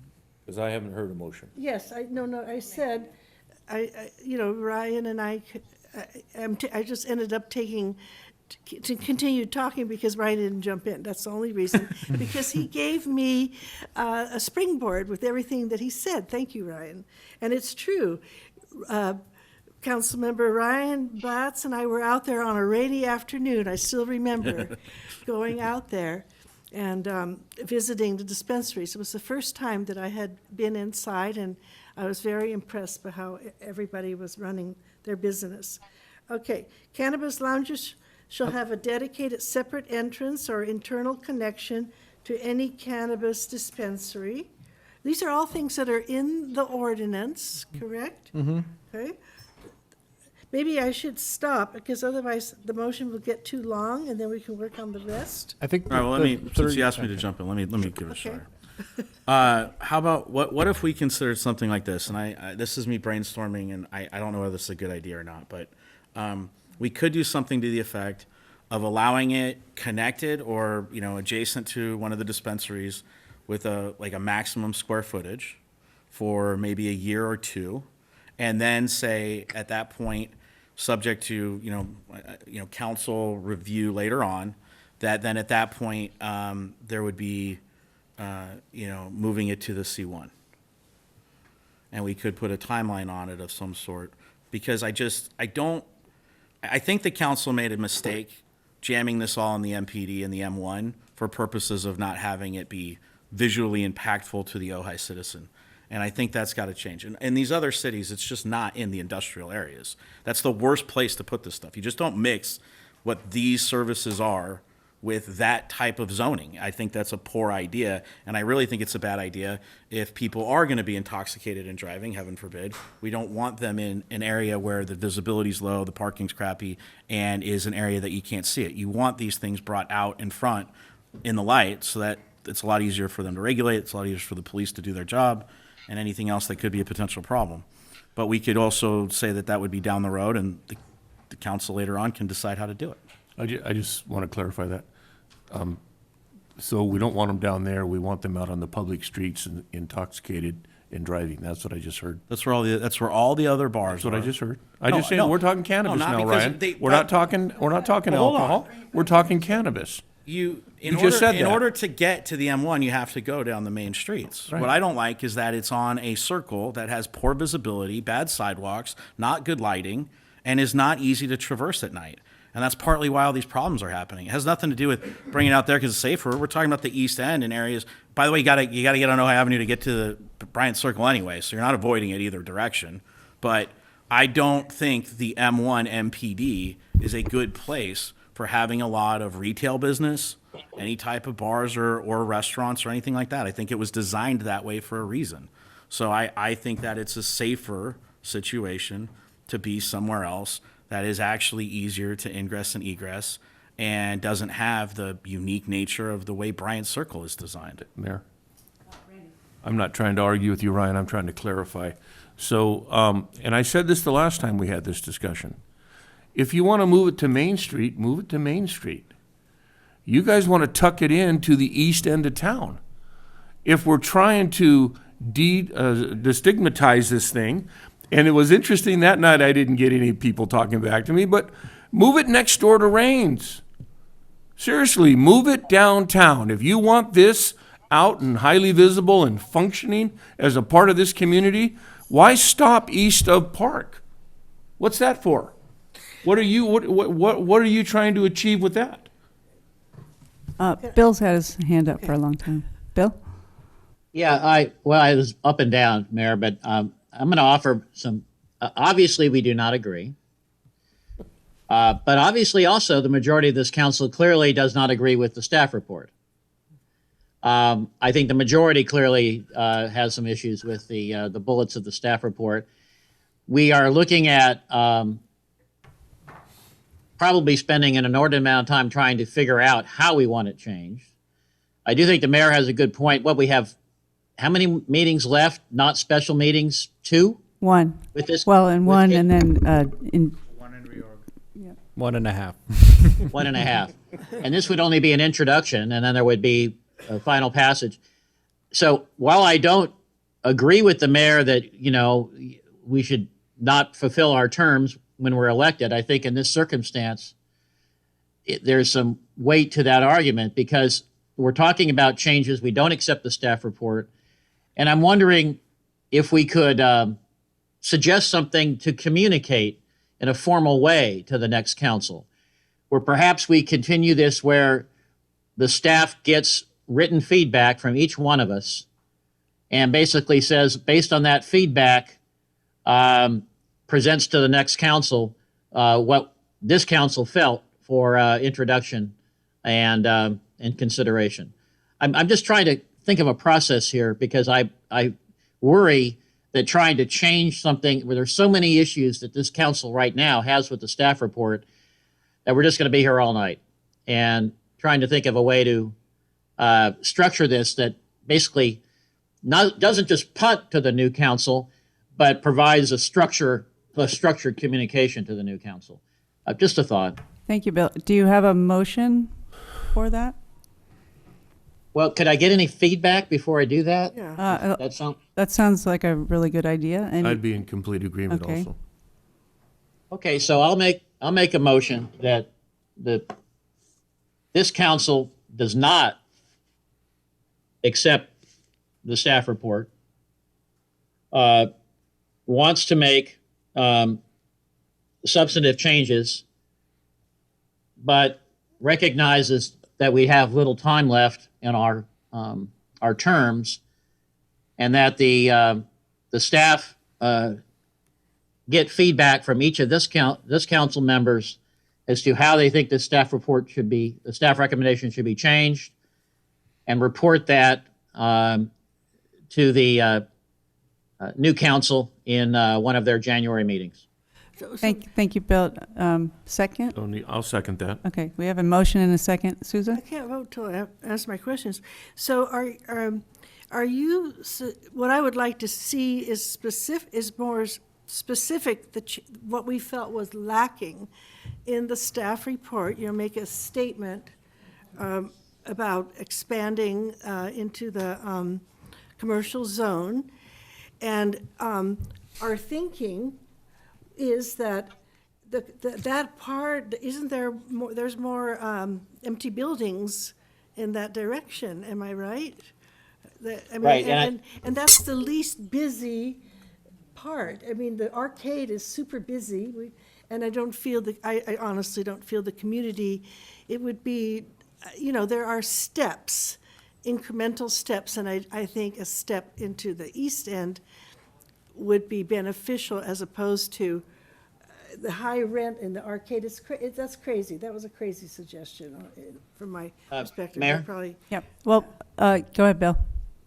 So I agree with you. I was one of the original people suggesting that, but Yeah. we're not going to resolve that tonight. No, we can't resolve it, but can't we And, clarify? and I think, Okay, and but that's I why, didn't finish that's why my question. My that's why question my is- motion. Hold on a second. I Okay. didn't finish. Go ahead. Okay, are you suggesting in your motion that each of us gets to send a statement to our city manager as to what we would like to see as far as regulations in the ordinance? Is that Yes. what you're saying? That's exactly it, and that Okay, and I'm that be happy with a Wait. that be collated by the city manager and reported to the new council in a structured fashion. And I will because it's note- obvious this majority does not agree with the staff report. Clearly, that's been part of my motion.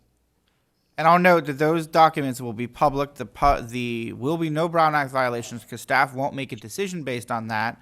Instead, staff will revise the ordinance per the comments tonight from the majority as may be expanded upon in written fashion. All documents submitted by the council will be available in the public staff report.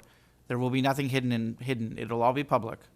And that still accomplishes the process goal that Councilor Wyrick is describing. When it's brought back. Yeah, when it returns in January. Okay, all right, thank you. So we have a motion and a second. Roll call, please, Gail? Can we have a moment? Can I just finish? Sure. I was looking at this. Okay. I'm still not understanding why the first one, we can't at least pass that we agreed on that. I thought we passed it back in June. Or does it all have to go together? Well, and you're going to have an opportunity to give feedback on this. Okay. Okay. All right. Thank you, Susan. All right, roll call, please, Gail. Councilmember Franzina? Yes. Councilmember Blatz? Yes. Councilmember Wyrick? Yes. Mayor Sticks? Yes. Mayor Pro Tem Haney? Yes. Okay, all right, thank you very much. Let's take a 5-minute break and we'll be back.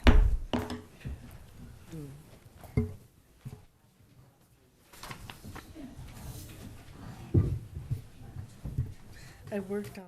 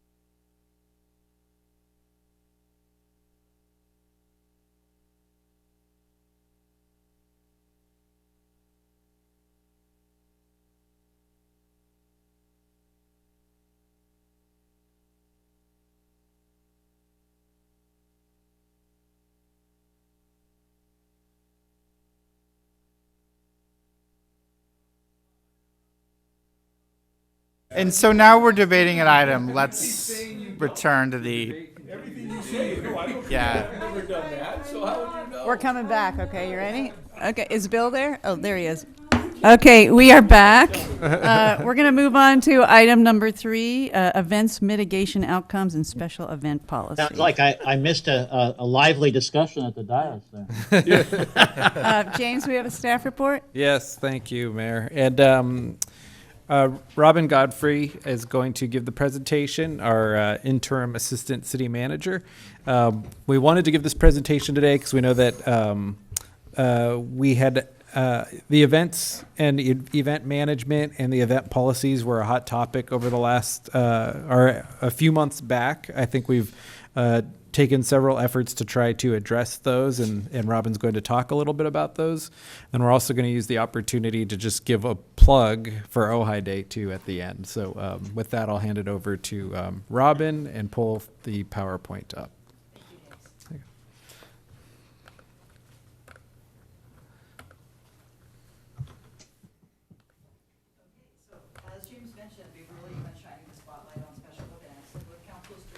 We have been looking at how we can kind of bring back a little more balance to events. They've kind of shifted off a little bit. Next slide, please. So this is the introduction to the policy that is in your packet that we're presenting, and it really looks at kind of the two opposing things that we're trying to accomplish with events. They're a wonderful part of Ojai's character. I think we're known as an event community, but also there are some negative impacts on the community. So we're trying to find that sweet spot where the community can enjoy events even if they're not attending. We don't want to, pack Ojai Avenue, but we want to also continue offering the things that make Ojai Ojai. Next slide, please. So when we're looking at events from a public perspective, we have quite a few different types, but the main ones are really our Libby Park big events, the festivals. And we'll talk a little bit more about those in a second. We have our Libby Bowl events, and those are broken down into the Sterling contract that brings outside concerts to Ojai, and then a lot of community events that we fill up the rest of the year with. And then the parades and races, those are the right-of-way events, the marathons, the 4th of July parade, the ones that come through for a short period of time but have a really big impact. Next slide, please. So starting with our Libby Park Legacy Festivals, and I put this slide up because it's kind of interesting. We've heard chatter where people said, oh, we're just having so many more events. We're, bringing in these new outside events. And we're really not. For our big events, if you can see those dates, we have in April, the Ojai. It's been around for 120 years. May, we have Art in the Park. That's 45 years. June, the Music Festival, 70 years. Lavender Festival, our newest event, 13 years.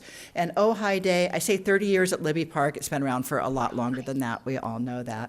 Next slide, please. And then Libby Bowl, we have a 50-50 mix. And a few years back, the Libby Bowl committee worked very hard for a number of years, did tons of community outreach to find out what we wanted to do with the bowl. And I went and rewatched some of those videos, and it's really about finding that balance. People wanted to go to good concerts, maybe with outside groups, but they also wanted a place for community performances. And we've really gotten to that balance. With Sterling right now, we have a contract for between 10 and 24 commercial events each year. In a second, you'll see kind of how we've been working with those numbers. Those are allowed annually. We sit down with them at the beginning of the year and we divvy up the year. They get half, we get half, and then we each fill our halves with appropriate events. We also have the right to kind of look at the events that they're proposing to see if they're right for Ojai. And then our community events, Rotary, Pops, school performances, storytelling, films, music festival, fundraising concerts. We've been doing a lot of really great stuff there. So that's kind of the world of Libby Bowl. Trying to get this number right, but I think this year at Libby we had around 60 events if you bring all of those together. So it was a pretty busy year for Libby. Next slide, please. But not more than ever. And this is super interesting. If clearly in COVID, we dropped way down because we didn't have any events. But if you look back to 2019, park festivals, as you saw on the earlier slide, we have no more of those. We have 5 of them, and that's been pretty consistent. With the Sterling Bowl events, We went up a little bit. I think it was like 11% between 2019 and this year. They were still well below their contracted maximum of 24. I think we were at 19 events this year, and we were at 17 events in 2019. What's kind of neat is the next one when you're looking at community events, and these are the Rotary concerts, the basically free events that are paid for by the Sterling events, because we give Libby Bowl waivers to a lot of these folks that can come in and present their events to the community. So we're up a little bit with those. We've seen a significant increase since 2019. Races and parades, kind of like the festival, those stay the same. We have the basic ones that come through town, the 4th of July parade, we have a couple marathons, and those are pretty standard. Next slide, please. Can I add quickly, Yes. Robin? I think this was actually really interesting to me, and I think should be interesting to the council, is that point that Robin just made about the biggest increase being in our community events. And one reason why that jumps out is because I remember 3 or 4 years ago when the concern we were hearing was that we weren't allowing the community events, we weren't encouraging the community events. And so we put an emphasis on that. The council adopted, like Robin said, policy to allow the Libby Bowl fee waivers to encourage them. And we have made sure to have a staff person work with each of those community event providers, like the Ojai Pops Orchestra. And so for me, when Robin brought these stats back, the thing I saw is, oh, like, great, the goal that we set of supporting these community events, we've been doing, we've kind of accomplished it, and we'll keep working on that. But I think that was an important point to note, because although it feels like there's a lot more events and people assume they're all Sterling, it's actually the biggest increases are community events. Yeah, thank you, James. And Well, really quick, while we're on that, can I ask a question? Sure. You bet. What makes up the difference in community events? Is it, because I could think of a couple of chamber events, but do we know what the new events or what the community events are that are different from 19 to 22? I wasn't with the city in 19, but I do know that we brought on the Film Society, and they did 5 film screenings, so that's 5 events right there. The Wednesday night concerts that the council approved. Did that used to be at the theater, and then it was moved to the... Which one? The Wednesday night? No, the screenings. Yes, the Film Society actually did used to be at the theater, Okay. but they really wanted to do something outdoors and Okay. free for the community. So that's not really a new event, it's just new for the park. It's new for the bowl, and Yeah. and we worked with them really closely to see how, like, we provided the bowl at no cost and an agreement that they would not charge. And I'm guessing for the Winter movies. Wonderland is probably one of them? We actually don't even count that. No, we don't count that okay. one. So that's another one on top of that, yeah. Yeah. Okay. What other new ones It's a donation. do we have? I think that's Yeah, the the city real main- supports the Winter Wonderland, it's just not a bowl, we don't consider it a bowl event. Can we get snow next time? Pump it in. All right. I had like $3,000 to work with. Up to budget. Yeah, next slide, Thank you. please.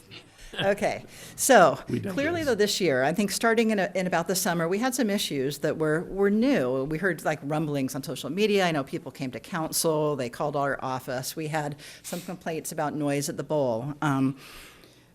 A lot of people moved to Ojai during the pandemic when we had like nothing going on at the bowl. And then suddenly, there's noise coming out of there. We had the downtown crowding, traffic, the tour buses. We all remember the tour buses. And then access to Ojai Avenue businesses. And people needed to go to the post office or go, take care of their day-to-day life. And there were kind of events crowding the avenue. So this was new, and it's the kind of thing we didn't hear. I was out of Ojai for a couple of years, but I can say when I was in Ojai before and we had lots of events then, we didn't get so many rumblings about those things. So that was different. And we took a look at why the change, what's going on here. And, like I mentioned, the quiet of the pandemic has ended. I think that's a big part of it. But also, we just have more tourism here. It's more crowded downtown. I can personally attest to that. So when you have an event and you have great crowds and it all comes together, we might get some more complaints. And the Libby Bowl sound monitoring, we had great rules and a policy for Libby Bowl, but the monitoring was inconsistent. We could only spot check. So if somebody complained and said it's too loud, we could call code enforcement to go down there with the sound monitor, or we could call the promoters and say, turn it down, and they'll be like, oh, sure, we'll turn it down. Or by the time code would get down there, they turned it down. So there really wasn't a way to catch people kind of in the act of being too loud with their music. Next slide, please. Great picture, by the way, Robin. What's that? Great picture, the metaphor picture. Thank you. So we're bringing back balance, and It's really what it's all about. So we started back in January with a centralized approach to event applications, which seems like a little thing, but it used to be that people would apply for events either through the Public Works Administration, maybe through Public Works encroachment permits, maybe through Parks and Rec, maybe through the city manager's office. We had all these different ways that things were coming in. And along with that, concerns were coming into all those different areas as well. So we didn't have a really clear picture of the events universe. We do now, which is great. We also have applications online, so our whole team can see it, over public safety. Well, not public safety, sorry, you guys can't see it, but a lot of our team members can see it, the different departments, and go in and find the information that they need. Tour bus restrictions, we passed our emergency ordinance limiting tour bus parking in residential areas.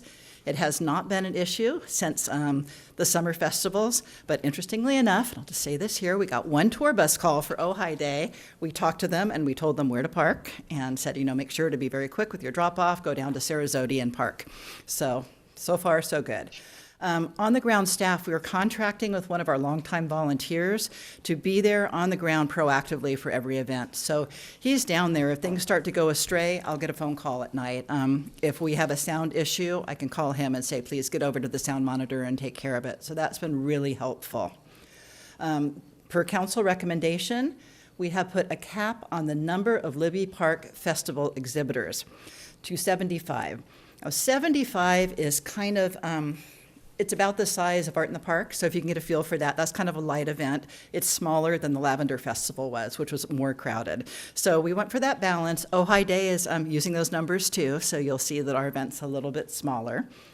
And last but not least, no new Libby Park festivals beyond our 5 legacy events.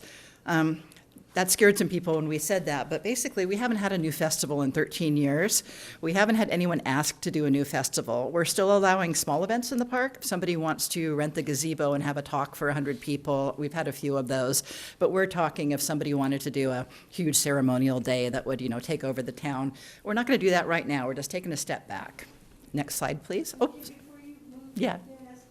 Mm-hmm. Can we go back, please, to the tour bus, because that's what Yes. throws everybody over the edge, Microphone, please. Mike. So the way it's, I want to go back and have a comment and a question about the tour bus parking restrictions, item number 2. And as I said, but maybe it wasn't on recorded, that's what puts the town over the edge, especially if it's idling in front of your home. So the arrangement right now is that they're on Ojai Day. We want Ojai Day to go smooth.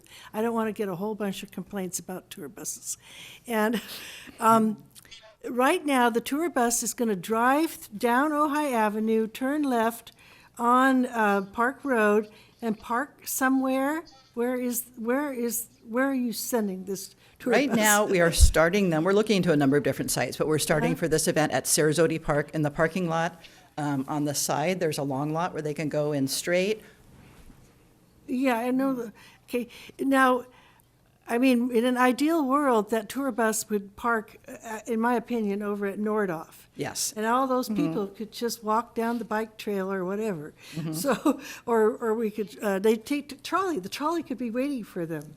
We could just, so I don't, if it's too late, but can we consider that for the future? We absolutely are considering Yeah, that. There are some negotiations that have to take place to make that happen, but we're looking at Nordhoff. We had been considering even like the City Hall site. We're looking at every possibility. We even had a private citizen that offered his property that we're going to follow up on. So, that sounds good. yeah, Sarasota's kind of the stopgap for Ojai Day, and we're hoping we only have one tour bus, but it's had to share. If you see it, we know about it.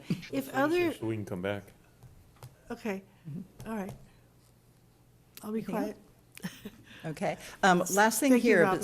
since putting these measures in place, we have hosted 30 events and have not had one complaint, which was huge because we were getting a lot of sound complaints. One thing I skipped on there was the live sound monitoring and intervention. So we have, and I think everybody's seen it at Libby Park on the ticket booth, we have a microphone that goes way up there, and when we have measurements over 70 dB it's not quite at the park perimeter, so we look we give a few dB flexibility there.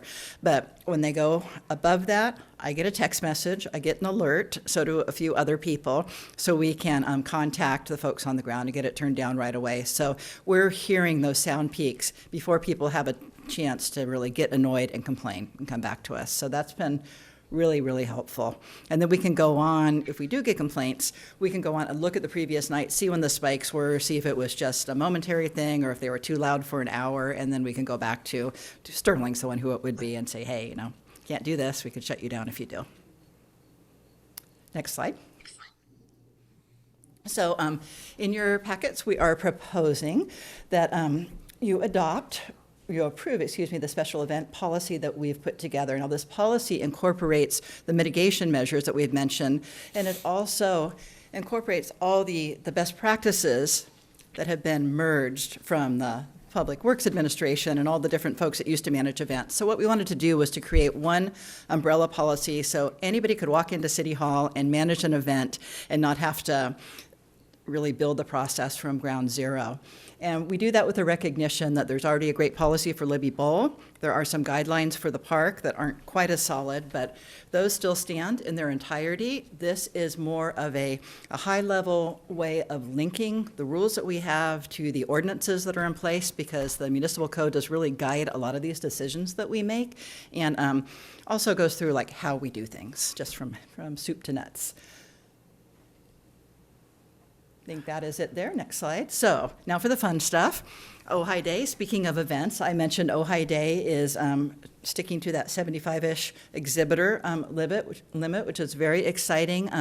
Last year, as James mentioned earlier, we moved to Libby Park and kind of downsized. I think we had 50 exhibitors last year. So this is going to be bigger than last year, but it is going to be at the park. We're not doing the closure, as I think we brought that to council back in February. And we've really taken a more local approach. I know we've talked about this a lot, so you probably all know this. 80% of our exhibitors are Ojai Valley-based. We say that kind of liberally. That's like, from the Santa Paula line down to Casita Springs. But we have a lot of local presence. And I don't think I have it in there, but we have, I believe it is 20 community organizations and safety groups. So we're doing a big focus on disaster preparedness. We have a lot of our partners, our county partners, our local partners. They're going to be there to talk about their work, and we'll have our disaster guide. So that's pretty exciting for us to unveil all of that. Vintage car show, and then Ojai Night. So we did reduce the size because we're trying to kind of lessen that impact on the community, but we wanted to also make it an event that had a few more things for the grown-ups. So we're bringing in Spencer the Gardener. They are a musical group from Santa Barbara based with some Ojai and Carpinteria ties, 8-piece band. They have some horns. They're going to play from 5 to 6:30 within our sound limits. And then 5 to 6. And at 6:30, the Ojai Valley News is hosting their birthday party and after-hours event. So they're going to be having music and drink and just kind of continuing the celebration next to the fountain in the Harvest Moon parking lot. So I have a few things to do after the event, and we're hoping it goes well. This is kind of a trial for us. We're doing some things different, and we'll see. Thank you so much, Robin. Yeah, Thanks you're for being welcome. so on the ball, and you stay up for all the concerts. You're on call, huh? Yeah. It's impressive. I have And a beautiful shot of the mandala. Isn't that Encourage beautiful? all of That's you. this year's. It's I know, lovely. it's beautiful. So I encourage everyone to go see it. It's stunning. Yeah. my little granddaughters help make those blue Oh, so bubbles. sweet. So Little cute. kids can do that. Yeah. I was wondering, what do they do with a 4-year-old? She got a brush, blue paint, had to make sure she didn't make it too big. But yeah, it was really fun. But We're on questions? Yeah, ask questions. And I apologize if it's already in here, and I know we've discussed this before, but how to make, is the Green Coalition involved with monitoring trash, no plastic bottles? And we wanted to make these events like a model of a green event. I know it can't be like the Oregon Country Fair, which is, everything is delivered on bikes, and it's cargo bikes, and there's no cars, nothing. So that's a dream maybe for next year. Why not? But are there standards with how are you handling the trash? People will want to know. For Libby Bowl, we have some different guidelines here, but for Libby Bowl, there are some pretty specific guidelines for trash. There's a place it needs to go, it has to be loaded and unloaded at a certain time. But the green aspect of it, it's interesting you mentioned, I've done events in previous lives that were really focused on being green, and that is, that's a whole nother lane that we could really do a lot with in the future, and something, we're thinking about. But as far as making sure that, things go in the trash and that the areas are neat, that's what our on-the-ground person is doing. Duji is out there keeping an eye on things, making sure trash is emptied and that people are putting things where they need to go. Yeah, I was thinking beyond that. That we just, that I know one year on Earth Day. Yes. That we do Ojai Day with the same standards as Earth Day. And we had Rock, Tree, Sky, for example, I believe they provided, that's when they gave us those water things, and we encourage people, instead of distributing, plastic bottles, single-use plastic, because we want to have a single-use plastic ordinance, it's long overdue, but people come prepared to fill up their bottles. We encourage that. Are we having, so that was my question, did the Green Coalition get involved this year? Did we ask? No, and in Because they fact, could do bike parking in years past, Yeah. when I wasn't on the council and I was a volunteer. yeah, no, and we're working with them on the city council approved the grant for the Green Coalition to start working on some projects. So we're working with them, and we can ask them to be involved next year, but I don't think they've been involved this I year. don't think so, and I don't want to say too much about that because Weston Montgomery, who's not here tonight, has been working on the ground on a lot of those elements, and he's doing an amazing job. So there might very well be some of those things in place that haven't just leaked over to me yet, but all good stuff. Well, we can still encourage. Yes. Randy and then Bill? We could probably expedite this a little bit, Mayor, if, We're still on questions. You have a question? that's what I'm trying to say. Okay. So what I'm trying to say is we could expedite this by asking if there's any public comments, because there's no one in the room. And if not, we can probably get to comments and discussion at the same time to Bill- expedite this. Bill has a question. Bill? Randy, I would agree with you. I do have one question, and that is I'm I'm good. This is great work, Robin. I'm good with 90% plus of this. I'm concerned about one particular item, and that's the listing of legacy festivals without really defining what a legacy festival is. And I'm going to use the that's an imprimatur that we're assigning to each one of those festivals, and I think there's a problem there if we're not clear what the definition is, and I use the exemplar of the Lavender Festival. How many times have you heard people saying, the Lavender Festival isn't what it used to be, there's no lavender in it? In other words, I think a lot of this issue was triggered by the fact that the Lavender Festival went under a new form, a new management team, a new ownership, if you will, of the rights. And it completely changed its character. And the way it was promoted and the way that it was handled became just a peddler's fair. And that's what people were reacting against. And so I guess what I'm trying to say is maybe we ought to be careful in how we define the legacy festivals. If you think about that 5, each one of them has a clear theme and a clear character, except for the Lavender Festival, at least the one incarnation that we saw last time. And so I wouldn't want to, I guess what I'm trying to say is how do we protect ourselves in the community from something that's labeled legacy but changes its character to something that's really not part of the legacy that we were wanting to support? Yeah, no, that is a good point. I mean, one thing we could do is not use that word, because I know that's a word that's been kind of thrown around before. I don't know if it has a definite meaning. We could call them our longer-term events, or the events that have been with us for more than 10 years. For the Lavender Festival itself, and James, it looks like you want to say something. Sure, yeah, can I jump in? They are going to be limited to 75 exhibitors, which I believe is going to be a significant drop to what they had last year. I have talked with them about it, and they're not very pleased with having to do that. So that said, that event might feel different next year.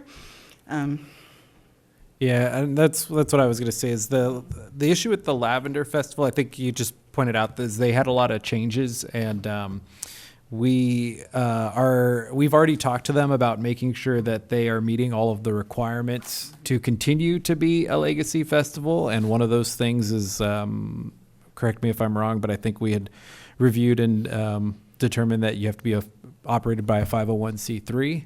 And so Right. we've already notified them that they need to be operated by a 501c3, which I understand right now is a challenge for them. And they're trying to figure out if that means that they won't be able to operate it or if they'll have to hand it off to somebody else.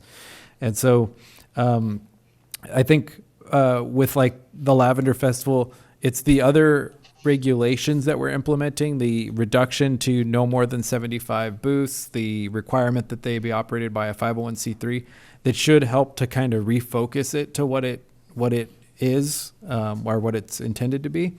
And so that's how we are trying to address the concerns with the Lavender Festival. Yeah, that's exactly it. And they were, Libby Park rentals are required to be conducted by not just a 501c3, but a not-for-profit entity. So it could be a school or something like that. And the change in ownership of the Lavender Festival happened right in the middle of last year. So it was kind of like right before the event, but after they registered. So we said, okay, we'll move forward at this point because it's a last-minute change, but you need to have everything in place by next year. So. Okay. Thank you, Robin. And no more questions? You have a question, Randy? Okay, any public comment on this item, Gail? If there's anyone in the Zoom queue who would like to speak on this item, please use the raise hand function now. And we've got one person.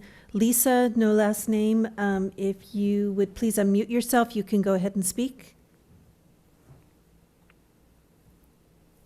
Lisa, if you're there on Zoom, if you could please unmute yourself, you can go ahead. There you go. Can you hear me? Yes, we can. Okay. I am the president CEO of the Lavender Festival, and I've been listening to your comments back and forth, and I disagree with a lot of them. We are a 501(c) corporation, and we, the vendors were, you had voted to have 75 vendors at the festival. And you said that that was the cause of all the traffic and so on and so forth in the streets. Well, the vendors aren't the problem. And I don't know who's thinking that the vendors were the problem because they stay in the park. It's the people that are coming to visit. And we brought a lot of revenue to your city. We brought, the hotels were filled from Ojai to Ventura. The people had to get gas. They had to, they used the hotels. They used the restaurants because we stayed there 2 nights and then we ate in local restaurants. So I'm not quite understanding why you feel the cutting it down to 75 vendors is going to be the solution to it all. And so I just want to say that, a lot of this stuff that you guys are talking about is not true. And I have everything to prove that it's not true. And Robin, you and I have talked back and forth, and you were in agreement with a lot of things that I was saying to you over the phone. And the city, your boss, refused to talk to me. So it's just like you're handcuffing us because we're new. The lavender farms are no longer in existence in Ojai. So we couldn't bring any of the lavender farms into the festival. We asked them, and one house had burned down prior to COVID, and they were rebuilding, and the other one closed down during COVID. So we looked elsewhere to bring in lavender farms, to bring, everything lavender. Not all vendors sold lavender stuff, and when we went to the one previous owner, not all vendors were selling lavender stuff there either. So we balanced it out. And I just feel that you guys are prejudiced against us because we don't live in Ojai. And pretty much that's all I have to say. Thank you, Lisa. You have a question for Lisa? Possibly about the publicity. Did we discuss limiting publicity? That's not included in this, but that's something that we could come back on. Okay. Well, you don't. Robin, you have an answer? With publicity, I think what we looked at with this policy were the things that we could control and monitor, and we can recommend publicity, like, even when I talked to Lisa about the tour buses, I said, did you call them? And when we're talking about Ojai Day, we can say, well, let's keep an eye on publicity, but that's a hard one to monitor because the coordinators are going to do what they're going to do. Randy? Wait, Oh, I'm yes. not done. I'm not sorry. done.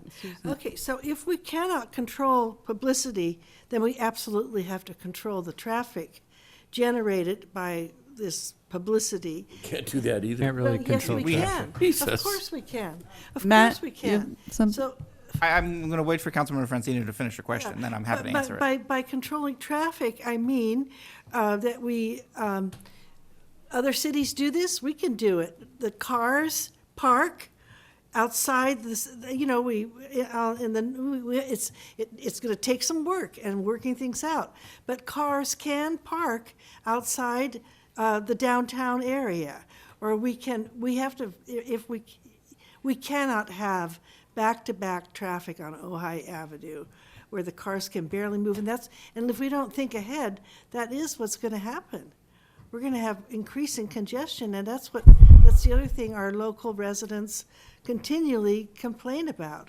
So we can the problem is not the people, the problem is not the additional people, the problem is their cars. And we've discussed this for as far back as I can remember, starting in 1994, and the time has come that I think for us to recognize we have to find a way to control the cars that the tourists bring in.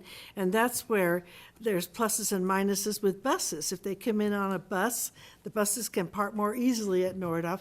But these things can be worked out. We can look to see what other towns are doing. So staff can certainly work on some of those. I'll note a couple of quick points. Number one, we cannot force the school district to let us use Nordhoff.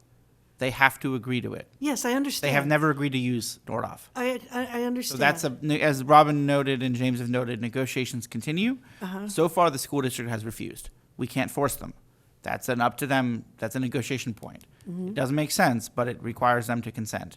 Mhm. We can, with appropriate Caltrans permits, block Ojai Avenue traffic earlier as in earlier from Ventura Mhm. than we do now, and force cars to go somewhere else. The question is, where do you put them? And so that's a question that can be solved, but requires adjustments to where, solved is the wrong word, mitigated to an extent. Yeah. You can never prevent compliance, but mitigated to an extent to require sorting out where the cars will park and appropriate permission from Caltrans. And thus, it's rejiggering the traffic control plan for the event, which can't happen between now and Saturday. I understand. Yeah. The second piece is, as noted, we cannot prohibit event organizers from publicizing their events, nor would that make sense to us at a certain point. The heart of it is, as I understand the concern, it's about preventing change in legacy events from happening. And that's a difficult thing to control because we don't control these independent events. What we control is whether or not we allow them to exist on city property. That's the control. So to a certain extent, the city could adopt a rule that the legacy events are grandfathered or legacied in only as to their existing character. And for each event, a definition would need to be created that what creates their character, what makes them appropriate for Ojai, define that, and if they ever leave that box, it's prohibited. That would be a policy choice for the council. Thank you. Thank you, Matt. Randy? So, is Lisa, are you still on? Or did she?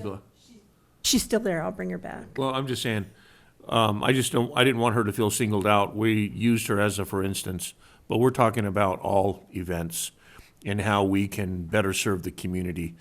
I don't want her to feel picked on because I don't think that's what this council is trying to do. I wanted to get back to some of these things and we have two things that were going on. One is, Robin, thank you, first of all, for all the work that you've done on this. I spent 3 years with the original Libby Bowl and the Sterling venture, so I know it's time consuming. As we go down this list here, we did hire staff to interact with all of the vendors that are using the bowl. Am I correct? And which is, Doogie, yeah. Doogie, yes. Well, and we have a staff position that's a Right, events so coordinator. I thought we did do that, and he is available on all events or fixed events. He's available on the ground for all of our public-facing events, and then Weston is coordinating, working with all the vendors and Okay. making all the And magic happen. he understands how to use the sound measuring devices. And he has something official like a jacket or a badge or a shirt that says, "Hey vendor, I'm in charge." We don't have anything like that, but the one I think point he'd enjoy it, but I did want to. We were talking about whether to include a timeline for this. When we received complaints, it was let me back up. When COVID hit, we had just created an events coordinator position. Right. We did not fill it for 2.5 years Right. because there were no events. And so the first few events we had coming out of COVID, when we had not filled those positions yet, we had complaints. And the answer is because they weren't really managed very well. And so what have we done since then? We've put processes in place. We filled positions. We got people in place, and they've been managed better, and we've not received a complaint over the last 30 events. So he doesn't have a badge or a jacket or anything, but he works very well with all and meets between him and Doogie, meeting with each vendor, walking the site and all of those things, and it's worked very well since that started. Thanks, James. And can I go ahead, or you finished, Randy? yeah, I have a lot more. But we're going to keep having this discussion right around, Right. Robin. Go ahead. Well, and, we all agree, from what I hear, that the goal is to find that balance between a healthy tourist economy and the quality of life of residents. And COVID, as we know, has become, Ojai has become much more popular, specifically during COVID. More people have flocked in. So I really want to salute Robin and staff for taking the bull by the horn and getting this going. And there have been no complaints, and that's huge. That's a huge piece of data. So I think, clearly this is a working document, and we're going to refine it. I think we're all on the same page in that we would like to approve this tonight. But we're not, when we get there, I still have a bunch more Yeah. Okay. Yeah. Okay. questions, and I want to insert some things. So like I said, we have a policy decision here, and then we threw Ojai Day into it. What's your budget for, Robin, come back up here and talk, and engage with us. What's the Ojai budget for this year? Because in past, the Recreation and Parks, first of all, we had independent people running Ojai Day, and then eventually they left, and then Rec and Parks took it over, and then eventually, who was Steve's liaison to Ojai Day? Amber Young. Amber. yeah. They all did incredible jobs. But, getting back to Sousa's statement about green, I know the Ojai Day people, when they put it on, that one of their biggest needs was getting volunteers. And they had tons of volunteers in those days that were changing trash cans and cleaning restrooms and all of that stuff. So I don't think it would be that difficult to get, quote, green. I think what it is someone specifically stating what your needs are and how we can budget for it. Because I don't think we've ever really created a strong budget for Ojai Day. That's the first thing. The second thing, when we get down to the 75 exhibitors, I'm not necessarily sure it's the exhibitors as much as it is the site. So when I look at Libby Park, and I look at the concrete walkways, what's detrimental to that park is the dirt areas and the mulch areas that are adjacent to all of these oak trees. So it's not just 75 spots, it's where the spots are. So I would think that you would want to come up with some type of a overlay that all of these events come back to you and actually show you, and that we actually coordinate with them, because 75 sounds good, but we may need fewer. That's what I'm trying to say, is I don't want to lock someone and say, you get 75. What if the event can only hold 50, and we want 20 of them by the fountain, and we're going to give you the walkways, half of them to do this, but we're not letting you trample on all of the root zones of these heritage oaks, because that's what's detrimental to that park. So luckily, we do have a map that lays out exactly all of those areas, and Weston does a pre-event walkthrough with a vendor and says, can't go here, can go here. Our vendors do the same thing, and we have taken the Art in the Park map, which they based on where they can be and where they can't be, and we've replicated that for Ojai Day, and we're going to present it as an option for any vendors. Like, it's very clear where you can have the booths and where you can't. I have to say, every once in a while, somebody does stray. I think we had a food truck that broke down in the wrong place once, and they couldn't get it moved, but for the most part, I think the vendors do pretty good, because we tell them where they can't go, and if they're in the wrong place, we make them move, and Dushi's really good at that. And that's part of the permitting process, Yes. Mhm. not the day Yeah. they show up. Right. No, they have to go through beforehand. Souza. Yeah, so I'm thinking back on to the traffic mitigation, we can probably mitigate local traffic more easily than tourist traffic in many respects. And just as a matter of policy, every event could have a statement encouraging people to walk, ride their bike, take the trolley, have the free trolley, and just do everything possible to get people out of their cars, especially on these festival days. And that should just become, and in many ways, it's already becoming a conscious decision, because we see more and more families with cargo bikes and all that. And so the city can just continue to encourage it, and with our great infrastructure that's coming up with the ATP, so that will help mitigate traffic. That's a great idea. And it sets an example, of course, for the tourists. Well, you could actually do that in your pre-meetings, is actually ask these vendors, do you expect buses to be bringing people in? Do you expect that? And have a policy in place that says, this is where we would like you to park. Mhm. I'm not sure taking them to Sarasota Park all the way through town is where I take a busload of or people or an empty bus. Again, I don't know why we're not taking them down South Montgomery and taking them to Lower Libby parking lot, which is usually vacant. But there's lots of opportunities to work on this. I agree with you, Souza. It should be part of a policy, but it also should be done on the front end. We should know what these people are that we're renting to, and they should know what our expectations are. And tell them not to go down Creek Road. And tell them that this is a slow town. Go slow.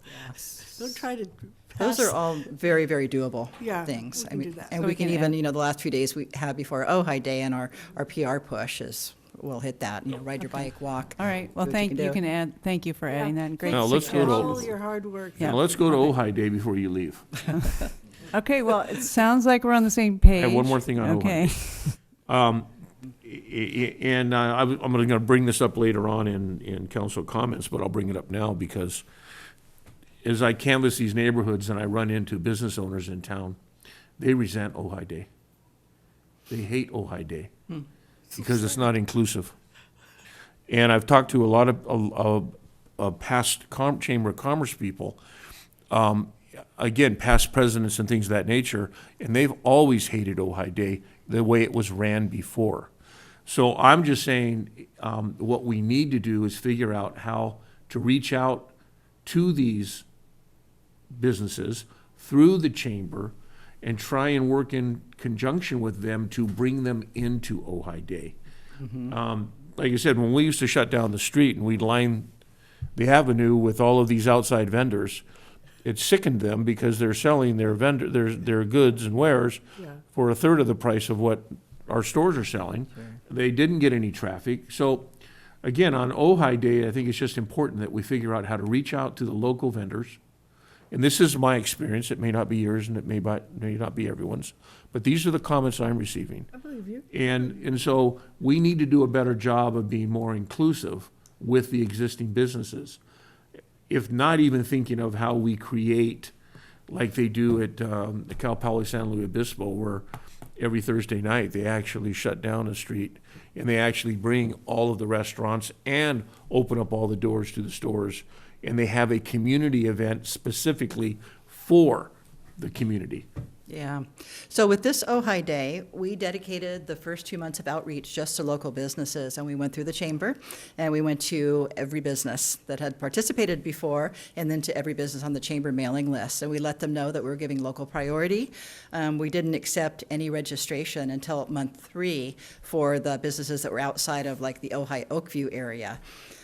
So I think that's how we got those numbers up a little bit, but I do agree that we can do better because what we heard, and we heard this from Jamie, that some of the businesses didn't really want to leave their store and come set up outside, for whatever reason. Maybe it was too much work. Maybe they didn't think that, they'd get enough benefit for it. But we'll keep at that because, yeah. I was just wondering how Cal Poly got over the food, the food service side of it, because to serve food in Libby, you have to go through the, the SBC? But you've got to have, it's really strongly enforced. And I was just wondering how these other entities get away from that and how they open their doors and bring their hot food out and right onto the sidewalk and sell it. It might be something that we look into to figure out how to do that. I think the rules are a little bit different if you actually have a kitchen that's super close, but there are a lot of hoops to jump through. Yeah. Thanks, Robin. Ryan? I was going to say, why don't we wait? We got feedback from last Ojai Day. It's been a while. Why don't we see how it goes before we just start figuring out all the ways to fix it? Because we're kind of putting the cart in front of the horse here. So let's see what happens next weekend, and then we can come back and talk and digest. Let's make sure we have some good data. But all these comments are from the last Ojai Day. They're not from ongoing stuff. Even past Ojai Day. And past Ojai Day. So let's see how the new system and having better management and all this feedback can help before we start worrying about how it went. That's my... Yeah, thank you. That was the goal too, is to give everybody the kind of the heads up that this is going to be the first event with the 75 vendor limit, and see, we've heard from one festival that says that that's not enough, but I think we'll see from this event what a 75 vendor event looks like. So, it'll be that test. I'll make a motion to approve the attached special events policy per the staff recommendation. Okay, I'll second it. Roll call, please, Gail. Councilmember Wyrick? Yes. Mayor Sticks? Yes. Mayor Pro Tem Haney? Absolutely. Councilmember Francina? Yes. Councilmember Blatz? Yes. Okay, thank you. And thanks again, Robin, for all your hard work, and staff, James, Matt. All right, we will move on to item number 4, the Winter City Council meeting schedule. Whatever you decide will be fine. I'll be back.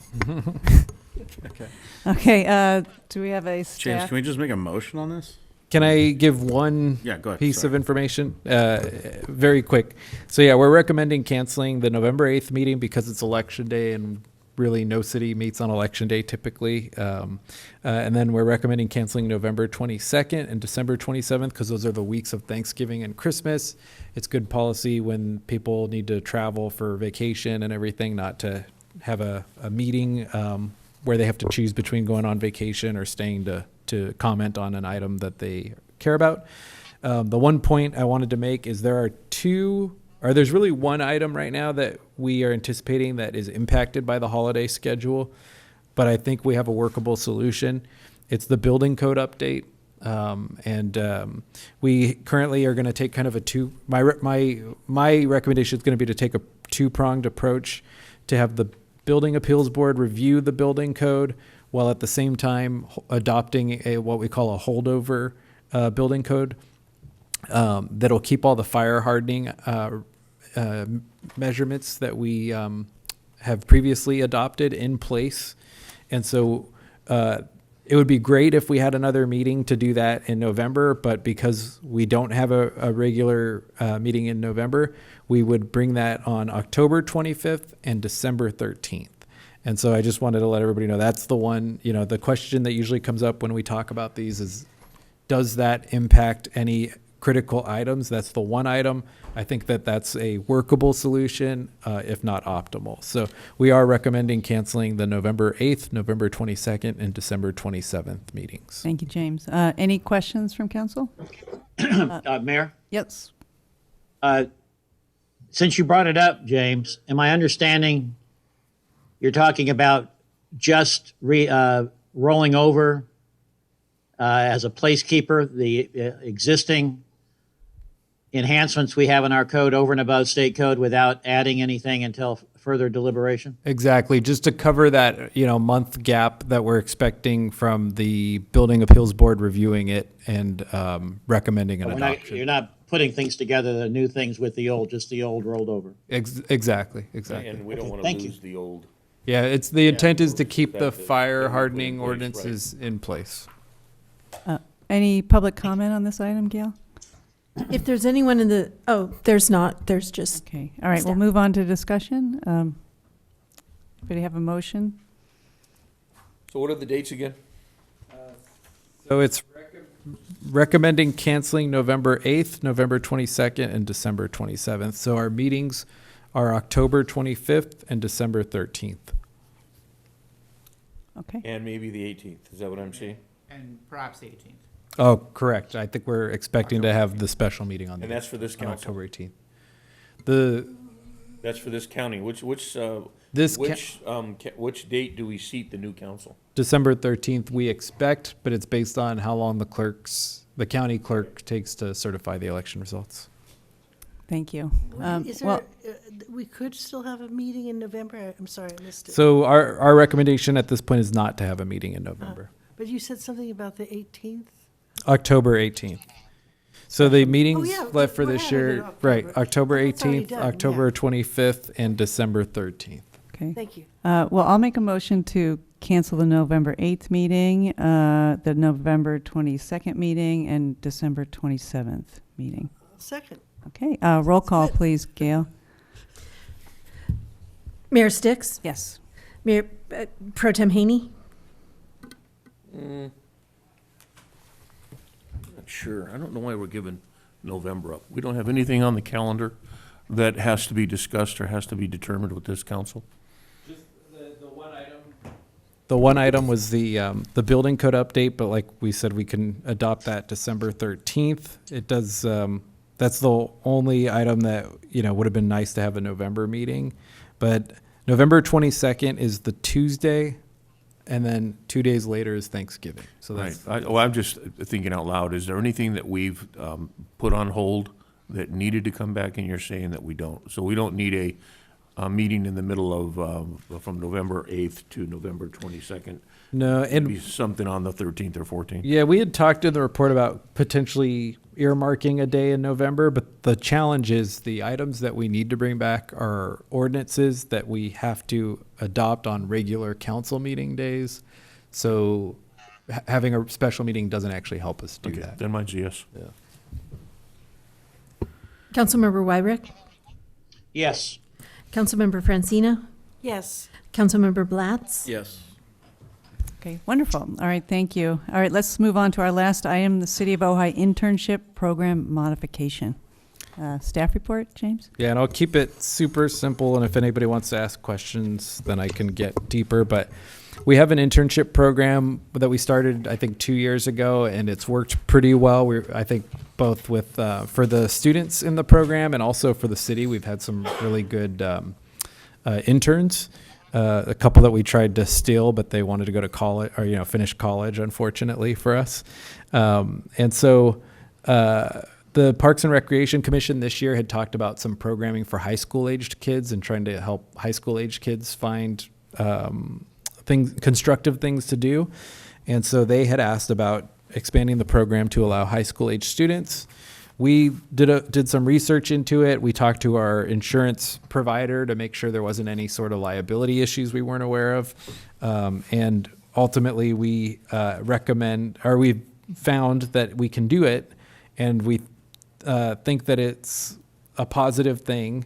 So we are recommending that the City Council accept that recommendation from the Parks and Rec Commission to modify the internship program to allow high school age students to participate. Thank you. Any questions from council? Brian? All right, real quick, James.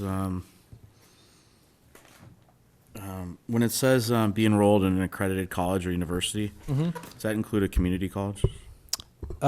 Yes, it does. Okay. Because then it says pursuing a degree or certificate in public service. Does that mean a degree in public service?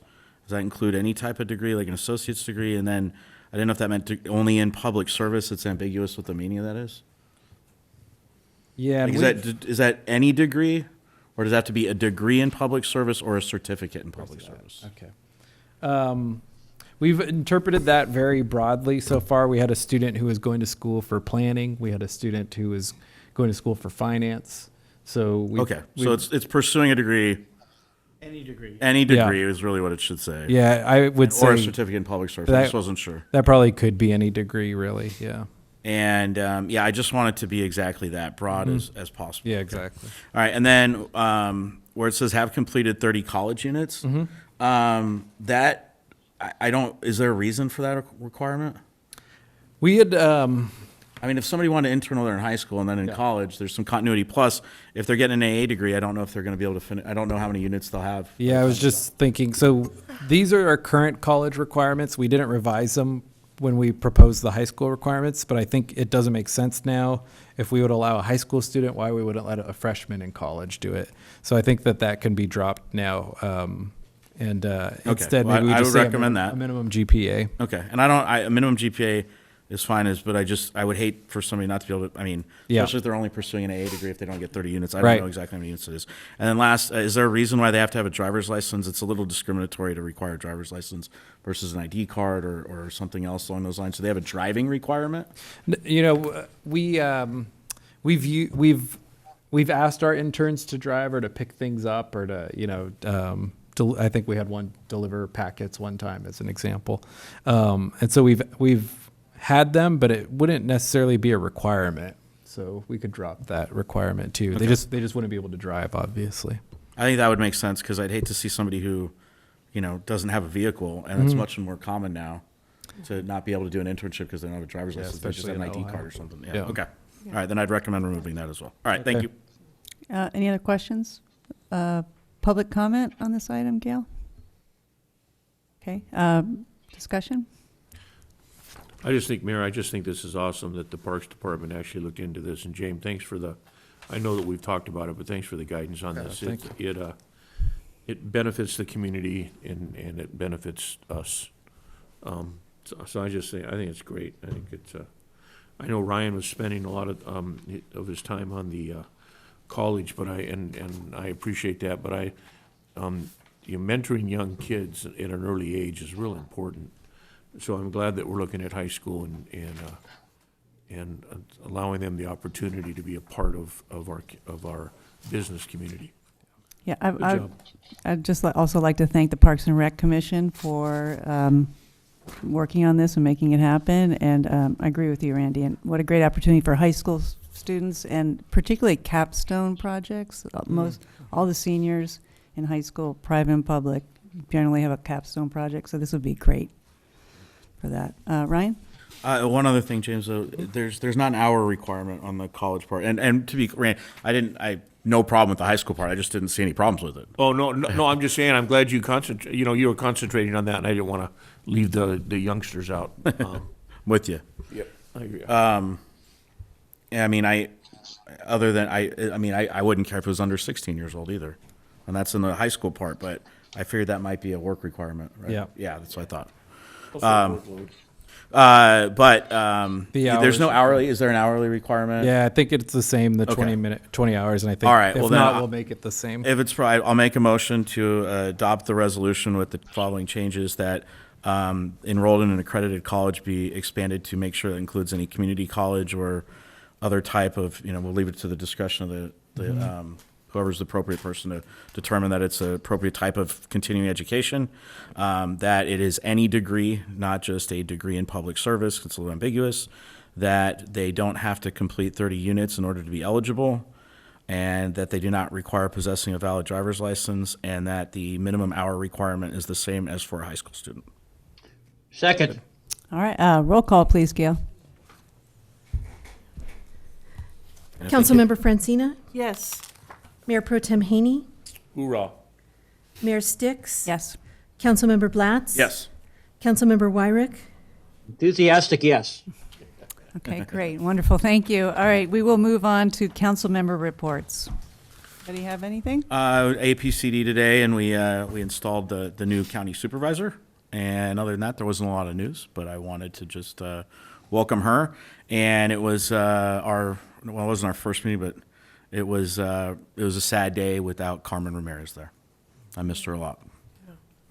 Thank you, Ryan. Randy? So 77 units of affordable housing in partnership with Many Manors, low and very low housing, was completed for the city of Fillmore. Huge. 77 units, low and very low. Something I look forward to happening in this community.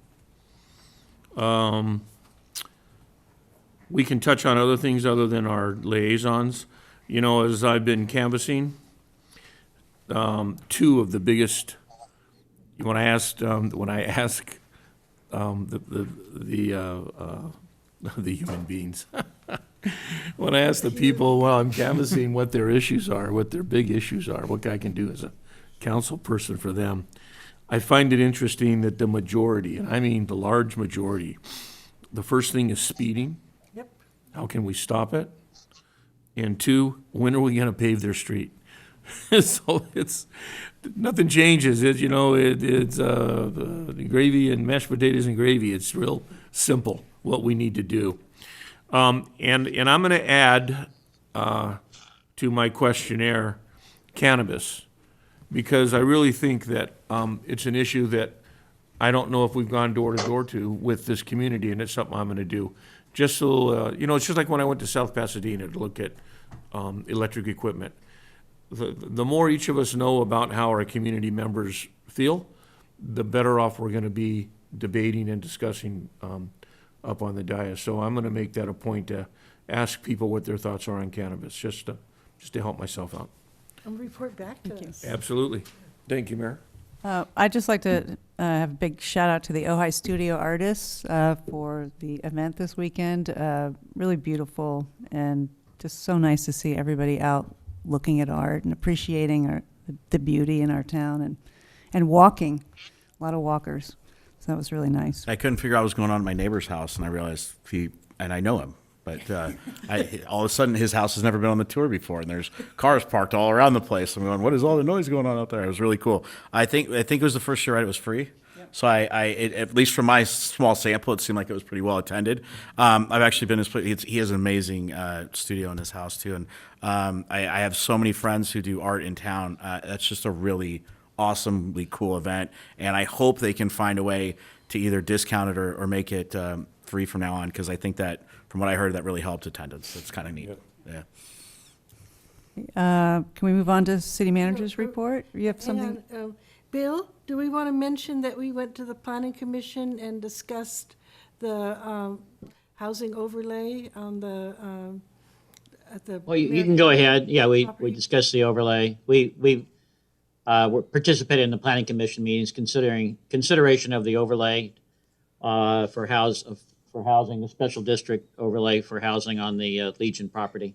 And the planning commission pretty enthusiastically accepted the concept, Yeah. I would say. So that will come to the new council? Yes. Well, I did receive one phone call. I think I talked to Councilman Wyrick about it, but yes, Dan Singer actually does Taekwondo there, and he was concerned that this overlay is going to put the existing small businesses out of business. No. And I think Councilman Wyrick made a phone call to Dan or to his wife and clarified what they were trying to do on the overlay. Exactly. Yeah. I emphasize that the overlay is just the framework, and all of the design and deliberation on design comes after the framework is established.